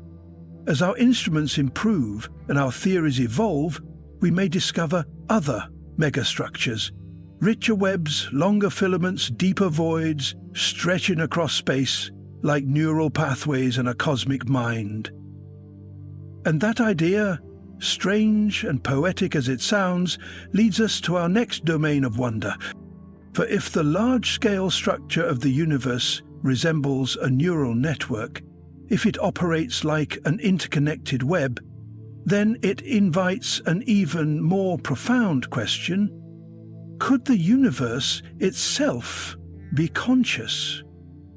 Or does it possess some deeper logic that echoes the patterns of thought, memory, and awareness? As we journey forward into Outline 13, we shall confront the enigmatic frontier of cosmic consciousness, where physics meets philosophy and where science begins to question the nature of perception, sentience, and the very architecture of reality itself. Starburst galaxies, galaxies on fire.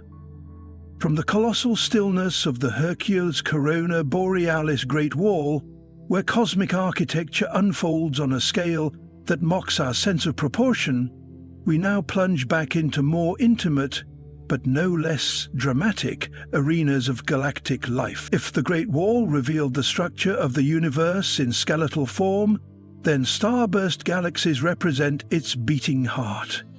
Galaxies in a phase of violent, feverish transformation, igniting stars at a rate so furious that their entire evolutionary trajectory is altered. These are galaxies on fire, not with literal flames, but with the incandescent heat of explosive creation. A starburst galaxy is a galaxy caught in the throes of intense star formation, producing new stars at rates that can be dozens or even hundreds of times higher than those of ordinary galaxies.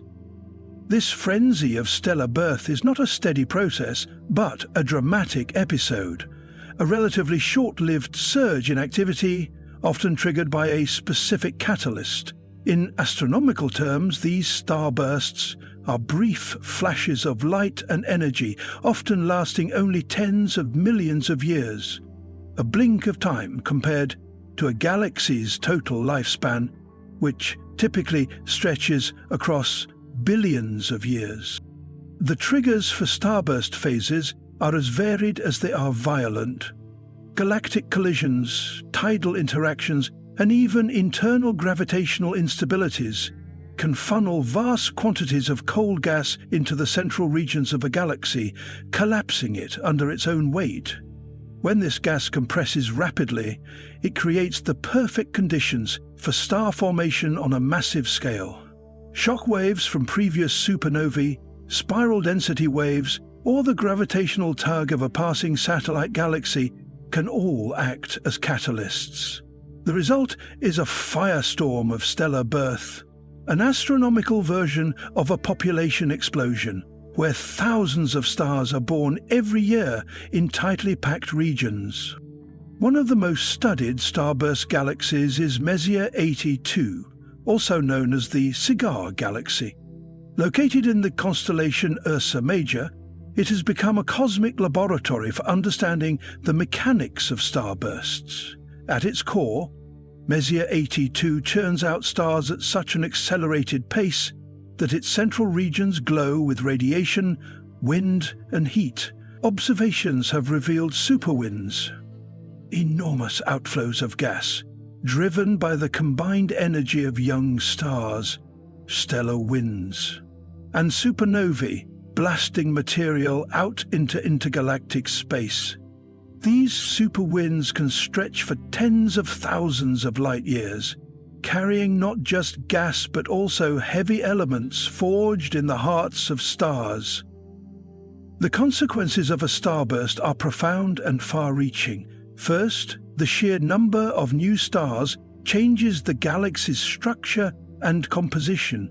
Massive stars, which burn quickly and die young, explode as supernovae, enriching the surrounding space with metals like iron, calcium, and oxygen. These elements are essential for the formation of planets, moons, and life as we know it. In a sense, starburst galaxies are not only creating stars, but also seeding the future building blocks of life across the cosmos. Second, the energy released during a starburst can alter the galaxy's future. The supernovae and stellar winds inject so much momentum into the surrounding gas that it can halt further star formation or even eject gas entirely from the galaxy. This process, known as feedback, creates a self-regulating mechanism. A galaxy can only sustain a starburst for so long before it depletes its gas reserves or blows them out into space. Thus, the same process that ignites star birth can also extinguish it, leaving behind a quieter, more stable system. or sometimes a galaxy stripped of its fuel, unable to form stars for eons. There is also a deeper cosmological importance to these luminous bursts of creation.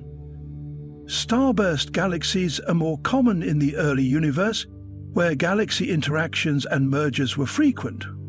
Studying them allows astronomers to peer backward in time, understanding how the first galaxies evolved, how heavy elements were distributed, and how large-scale structures formed. Starbursts may even be connected to the emergence of quasars, those brilliantly bright, black hole-powered beacons that shine across the deep past. In some cases, the same galactic collisions that trigger a starburst also feed the central black hole, setting off a chain reaction of cosmic activity that transforms the galaxy entirely. And beyond science, there is something undeniably poetic about starburst galaxies. They are the very embodiment of cosmic urgency, a blaze of life in the cold darkness of space. They speak to us about energy, transformation, and the delicate balance between growth and destruction. In their glowing cores and radiating winds, they offer a glimpse of the universe at its most active and alive, showing us that galaxies are not static ornaments, but dynamic entities shaped by pressure, momentum, and the relentless pulse of birth and death. Even their infrared and radio signatures tell a story. Much of their activity is obscured by dust, hidden from visible light, but revealed in other wavelengths.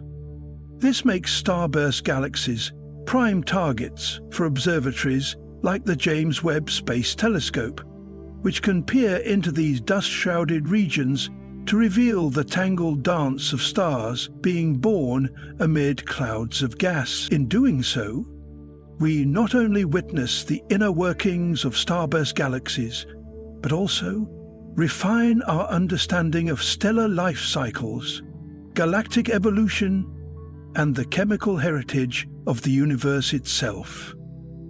And as we leave behind these luminous furnaces of creation, we are once again drawn toward mystery, toward that other side of galactic behavior that does not involve bursts of activity, but rather silence, decay, and disappearance.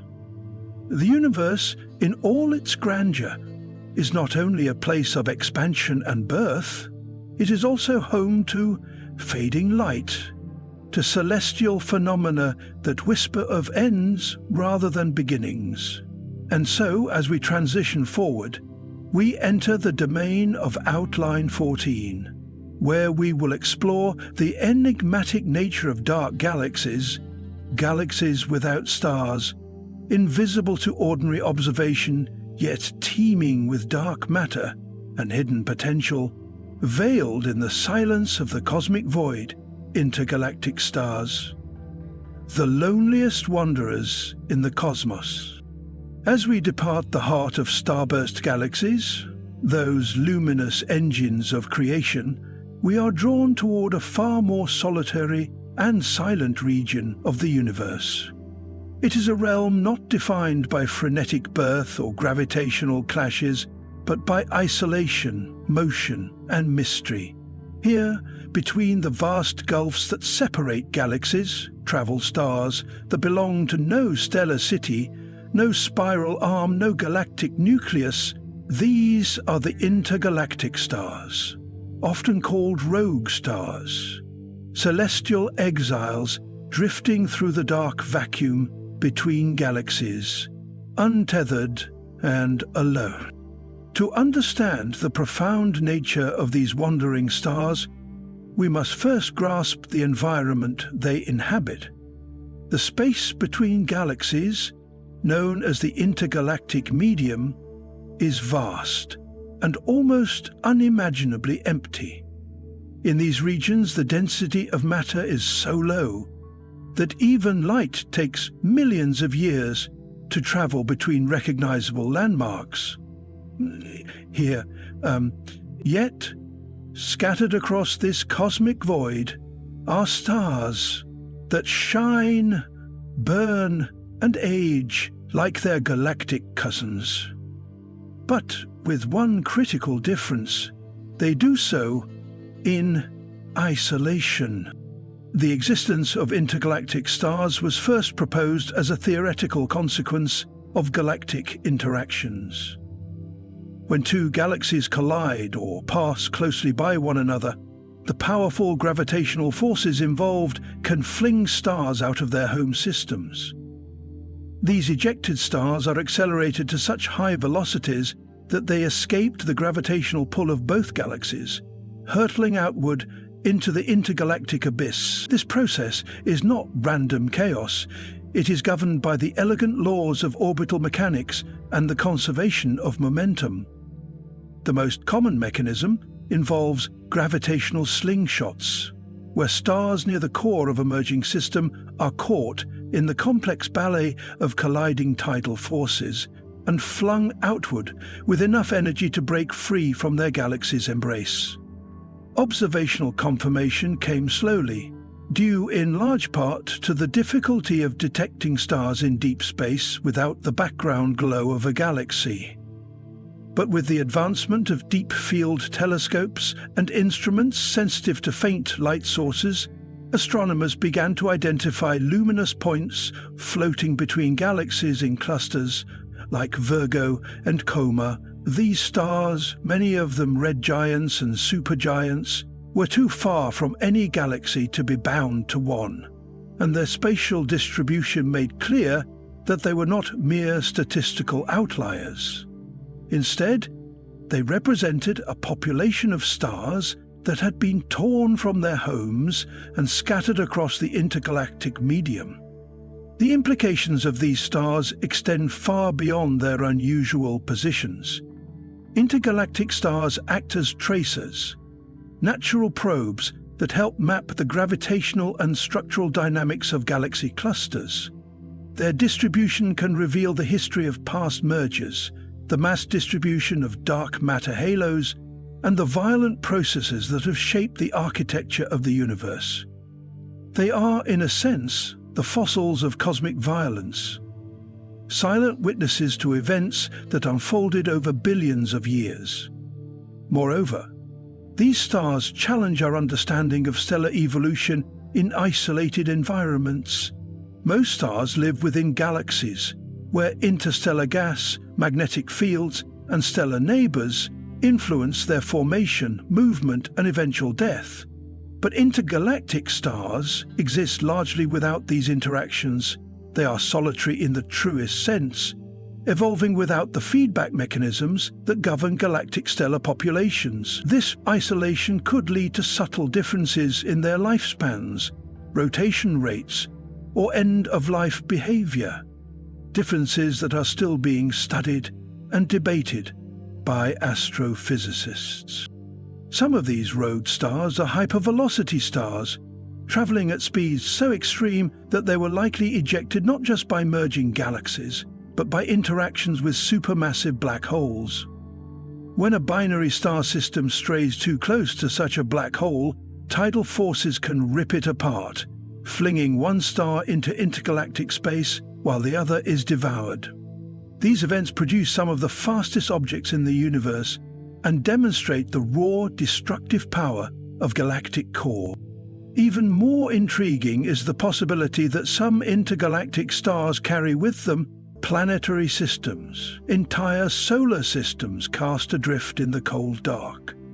These potential rogue planets, orbiting stars far from any galaxy, might harbor moons, atmospheres, or even the elemental ingredients of life, all while flying through a universe that offers no nearby suns, no galactic context, and no celestial neighborhood. While purely speculative for now, the existence of such orphaned worlds poses deep philosophical questions about life's resilience and its possible emergence in environments we have barely begun to understand. Intergalactic stars also hint at the broader fate of galaxies and cosmic evolution. As galaxies merge and evolve, as stars are ejected and redistributed, the boundaries between what we call a galaxy and what lies outside it become blurred. Over cosmic timescales, stars leaking from galactic halos could form vast intergalactic stellar bridges, or clouds, challenging our definitions of structure and membership in the universe. The line between galaxy and intergalactic space is more porous than once believed. These lonely travelers, though few compared to the vast populations housed within galaxies, carry with them the stories of upheaval, acceleration, and exile. They shine against a backdrop of emptiness, reminding us that even in the most desolate reaches of space, stars still burn, life still pulses, and history continues to unfold. They offer us a unique lens, one not centered on belonging, but on freedom, motion, and the far-flung consequences of cosmic evolution. And just as these solitary stars illuminate the darkness between galaxies, they guide us toward another elusive phenomenon that inhabits the threshold of the observable and the theoretical. As we follow their trail further into the cosmos, we encounter not visible stars or known matter, but something far more mysterious and paradoxical: galactic systems that seem to contain no stars at all. In Outline 15, we delve into the strange, silent world of dark galaxies, invisible structures of hydrogen and dark matter that defy direct observation, yet may hold the keys to understanding how galaxies form, how matter assembles, and how much of the universe remains unseen.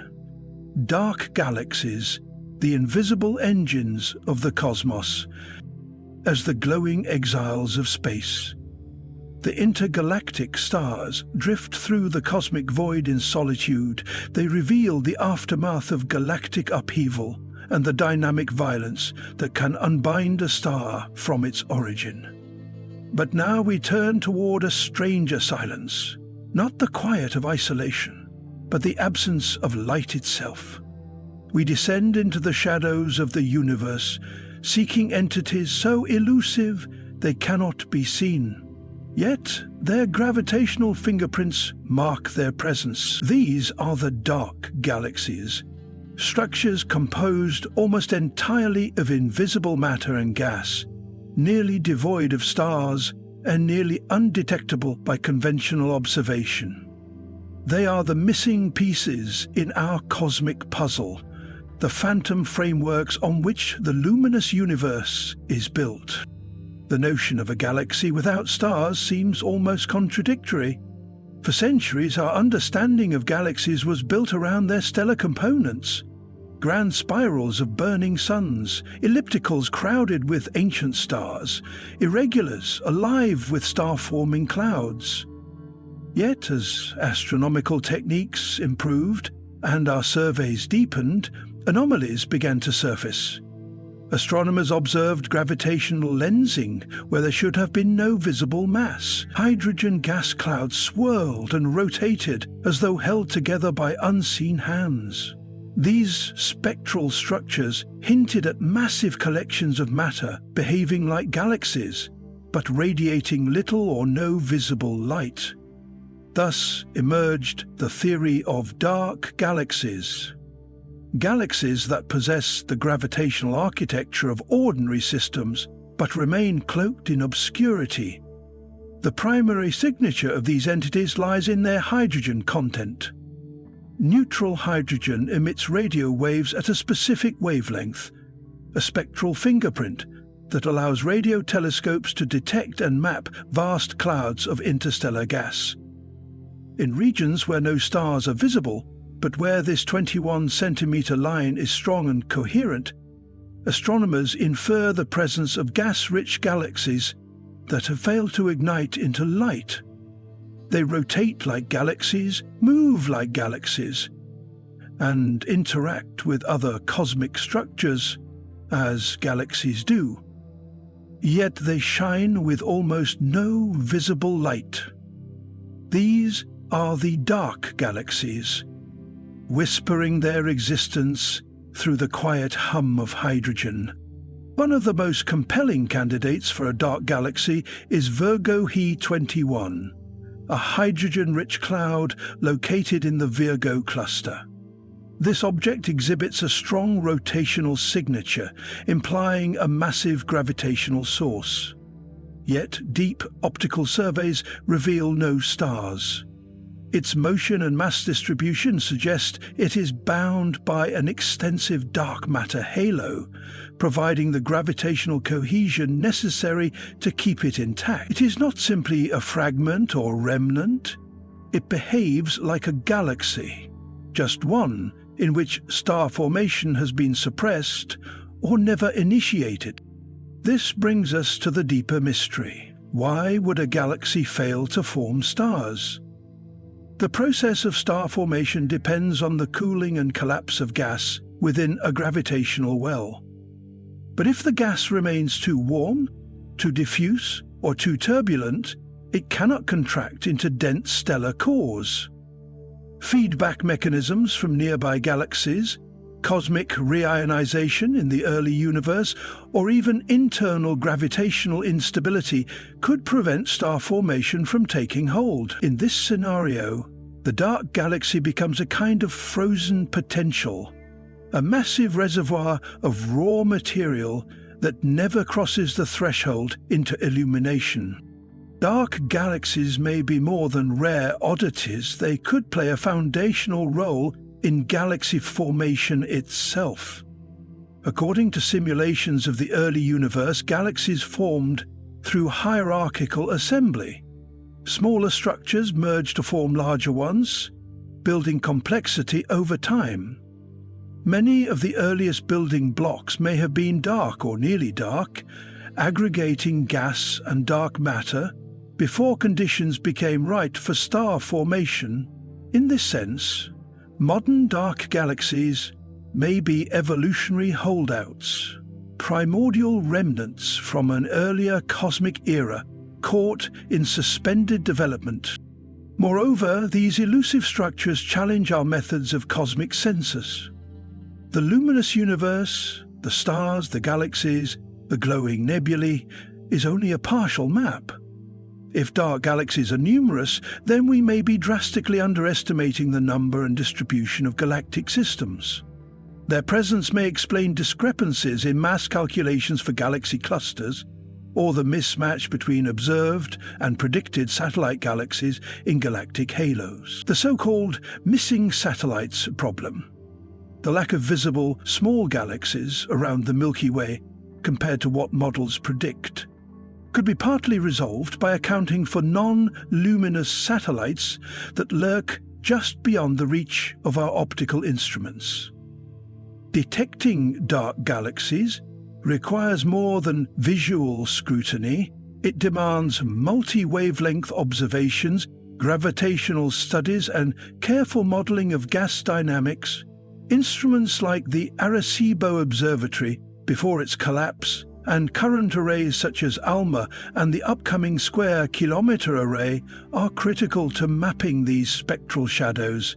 As technology advances, we edge closer to illuminating what has long remained in the dark.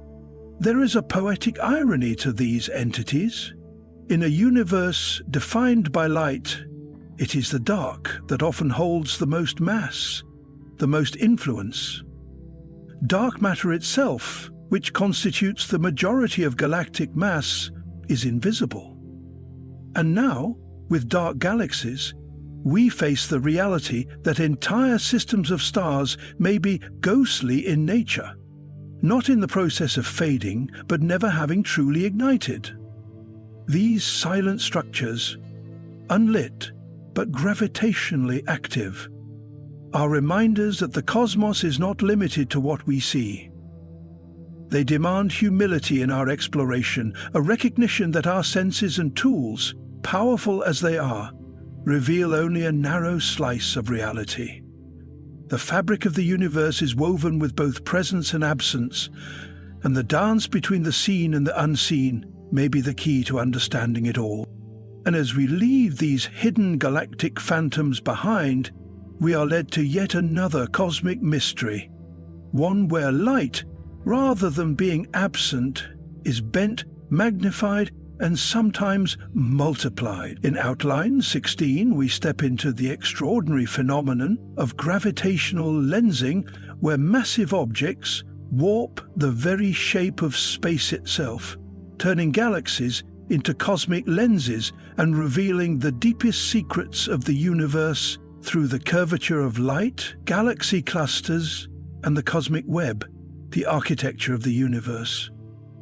Emerging from the veiled domain of dark galaxies, those elusive, lightless scaffolds of cosmic evolution, we are now drawn outward into the grand design that holds the entire universe together, where dark galaxies represent the hidden microstructures of the cosmos, galaxy clusters and the cosmic web define its overarching form.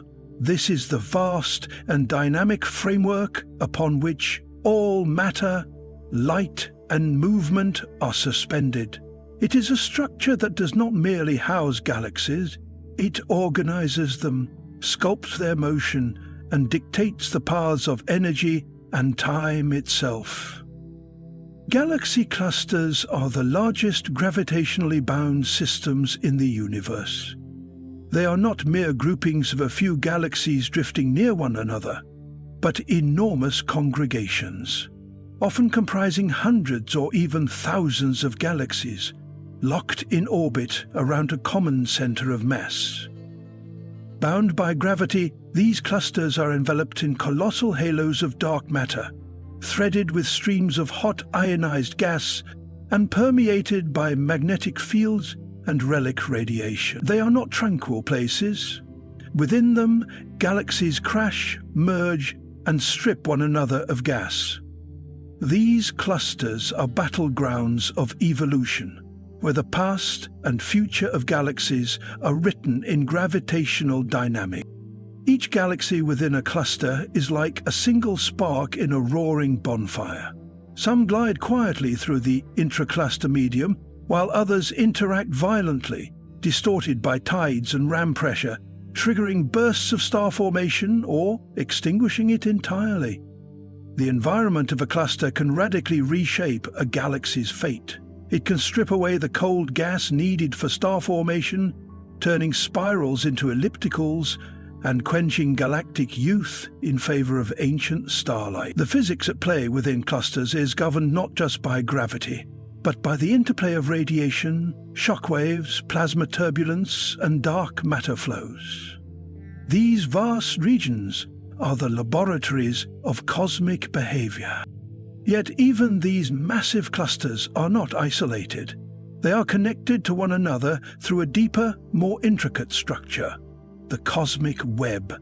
This is the true shape of the universe, invisible to the naked eye, emerged from the early fluctuations in the density of matter just after the Big Bang. As the universe expanded and cooled, gravity began to amplify these initial imperfections. Dense regions drew in more matter, growing into the filaments we see today. Simulations of cosmic evolution show this process with breathtaking clarity. We looked from a nearly uniform cloud of hydrogen and helium, the universe self-organized into a textured lattice, a universal framework of filaments and nodes where matter congregates and galaxies ignite. The intersections of these filaments are where galaxy clusters reside, often forming superclusters, mighty agglomerations of matter stretching hundreds of millions of light-years across.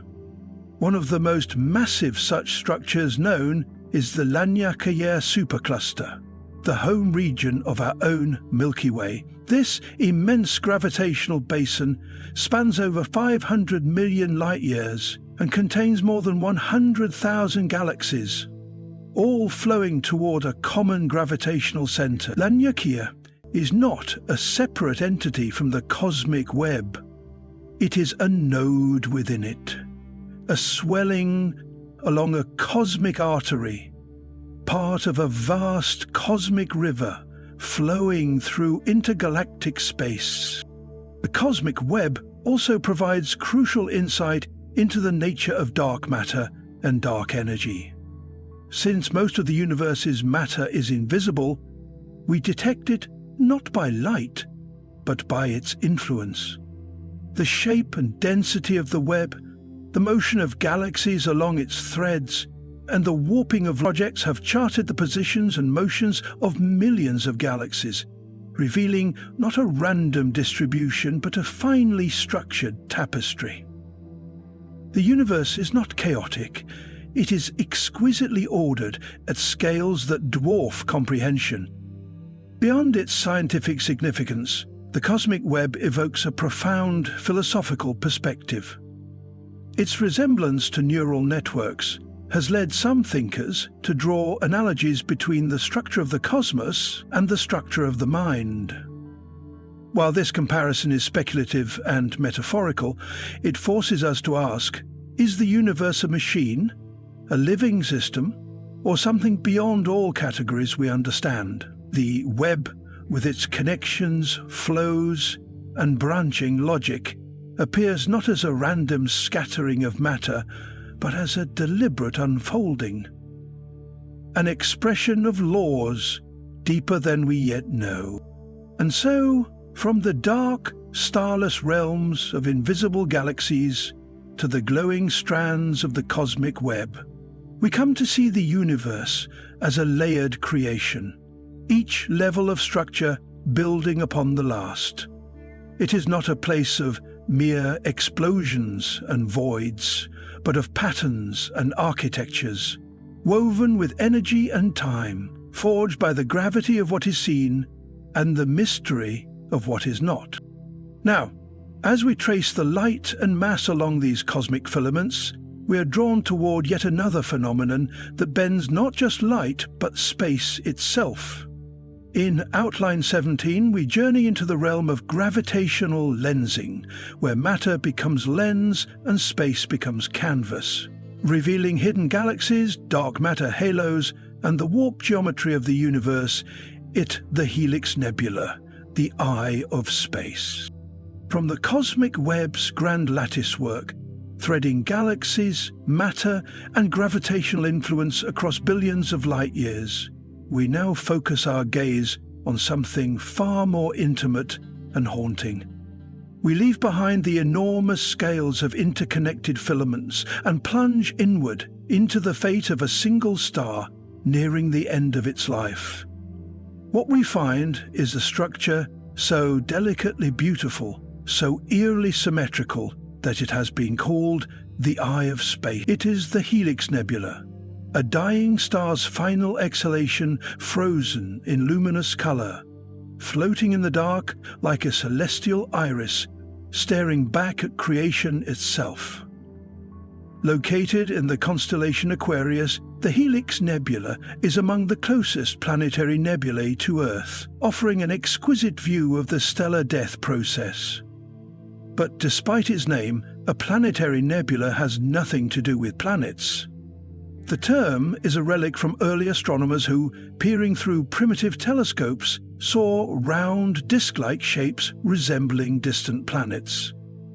In truth, a planetary nebula represents one of the final stages in the evolution of a medium-sized star, like our own Sun, and the Helix is one of the most well-studied and vivid examples of this cosmic transformation. The story of the Helix Nebula begins with a star that spent billions of years quietly fusing hydrogen into helium, radiating warmth and anchoring a solar system. Over time, as the hydrogen in its core was exhausted, the star grew unstable. Its outer layers expanded, becoming a red giant, and eventually gravity could no longer hold the envelope of gases against the pressure of radiation and stellar winds. The star shed these layers into space, forming expanding shells of gas and dust. What remained at its core was a white dwarf, an Earth-sized, incredibly dense stellar ember emitting intense ultraviolet radiation. That radiation illuminates the surrounding gas, making the Helix Nebula visible. The result is a glowing, multicolored structure shaped by fluid dynamics, magnetic fields, and centuries of stellar winds. The central region glows blue from ionized oxygen, while the outer edges burn red and orange from hydrogen and nitrogen. At the center of this stunning display, the white dwarf glimmers faintly, like the pupil of a ghostly eye. One of the most intriguing aspects of the Helix Nebula is its complex internal structure. What appears to be a simple ring is, in fact, a multi-layered cylinder, an illusion created by viewing a three-dimensional object from a single angle. Advanced imaging has revealed filamentary strands, comet-like knots, and radial spikes of material, all moving outward into interstellar space. These cometary knots, each larger than our solar system, are dense clumps of gas with long, trailing tails pointing away from the central white dwarf, shaped by photoionization and pressure gradients. Their existence was once unexpected and now remains a subject of deep astrophysical interest, as they may influence the final dispersal of the nebula. The helix is not just a pretty sight. It is a stellar autopsy, a snapshot of what will eventually happen to the Sun. Billions of years from now, our star will swell, shed its layers, and become a white dwarf surrounded by a planetary nebula. The Earth will likely be consumed or left as a dead, frozen relic drifting through space. The helix, then, offers not only beauty but foresight. It is a window into both our origin and our destiny. The carbon, oxygen, and heavier elements, scattered by the death of stars, like the one that formed the helix, are the very materials from which planets, oceans, and organic life arise. In its death, the star becomes a seedbed for new creation. Observations of the helix across different wavelengths, from visible light to infrared and X-ray, have revealed more than just glowing gas. They show shock fronts, interactions with the surrounding interstellar medium, and the cooling paths of matter as it disperses into the galaxy. This nebula is not an isolated event, but part of a continuous cycle in which stars are born, live, die, and return their elements to the universe, enriching future generations of stars and planets. There is something deeply human in the Helix Nebula's gaze. Across cultures and civilizations, eyes have symbolized awareness, vigilance, and the soul. To look upon the helix is to feel observed by the cosmos itself, as if the universe, through its processes of creation and dissolution, bears witness to its own unfolding. Its symmetry speaks to order within decay, structure within entropy, and its silent light, traveling across hundreds of years to reach us, reminds us that we are part of this grand stellar continuum, that the atoms in our blood once burned in stars and will one day return to them. The helix is more than a structure. It is a metaphor made real by astrophysics. In it, we see the convergence of beauty and finality, science and symbolism. It teaches that the end is not an end at all, but a transformation, a dispersal of being into wider fields of possibility. And as we drift from the eye of space, we are once again invited to look further, not just with our instruments, but with our imaginations. From the disintegration of a single star, we now move to the bending of space itself. In Outline 18, we explore the astonishing realm of gravitational lensing, where gravity becomes not just a force, but a lens that reshapes light and behind the veil of distance and time.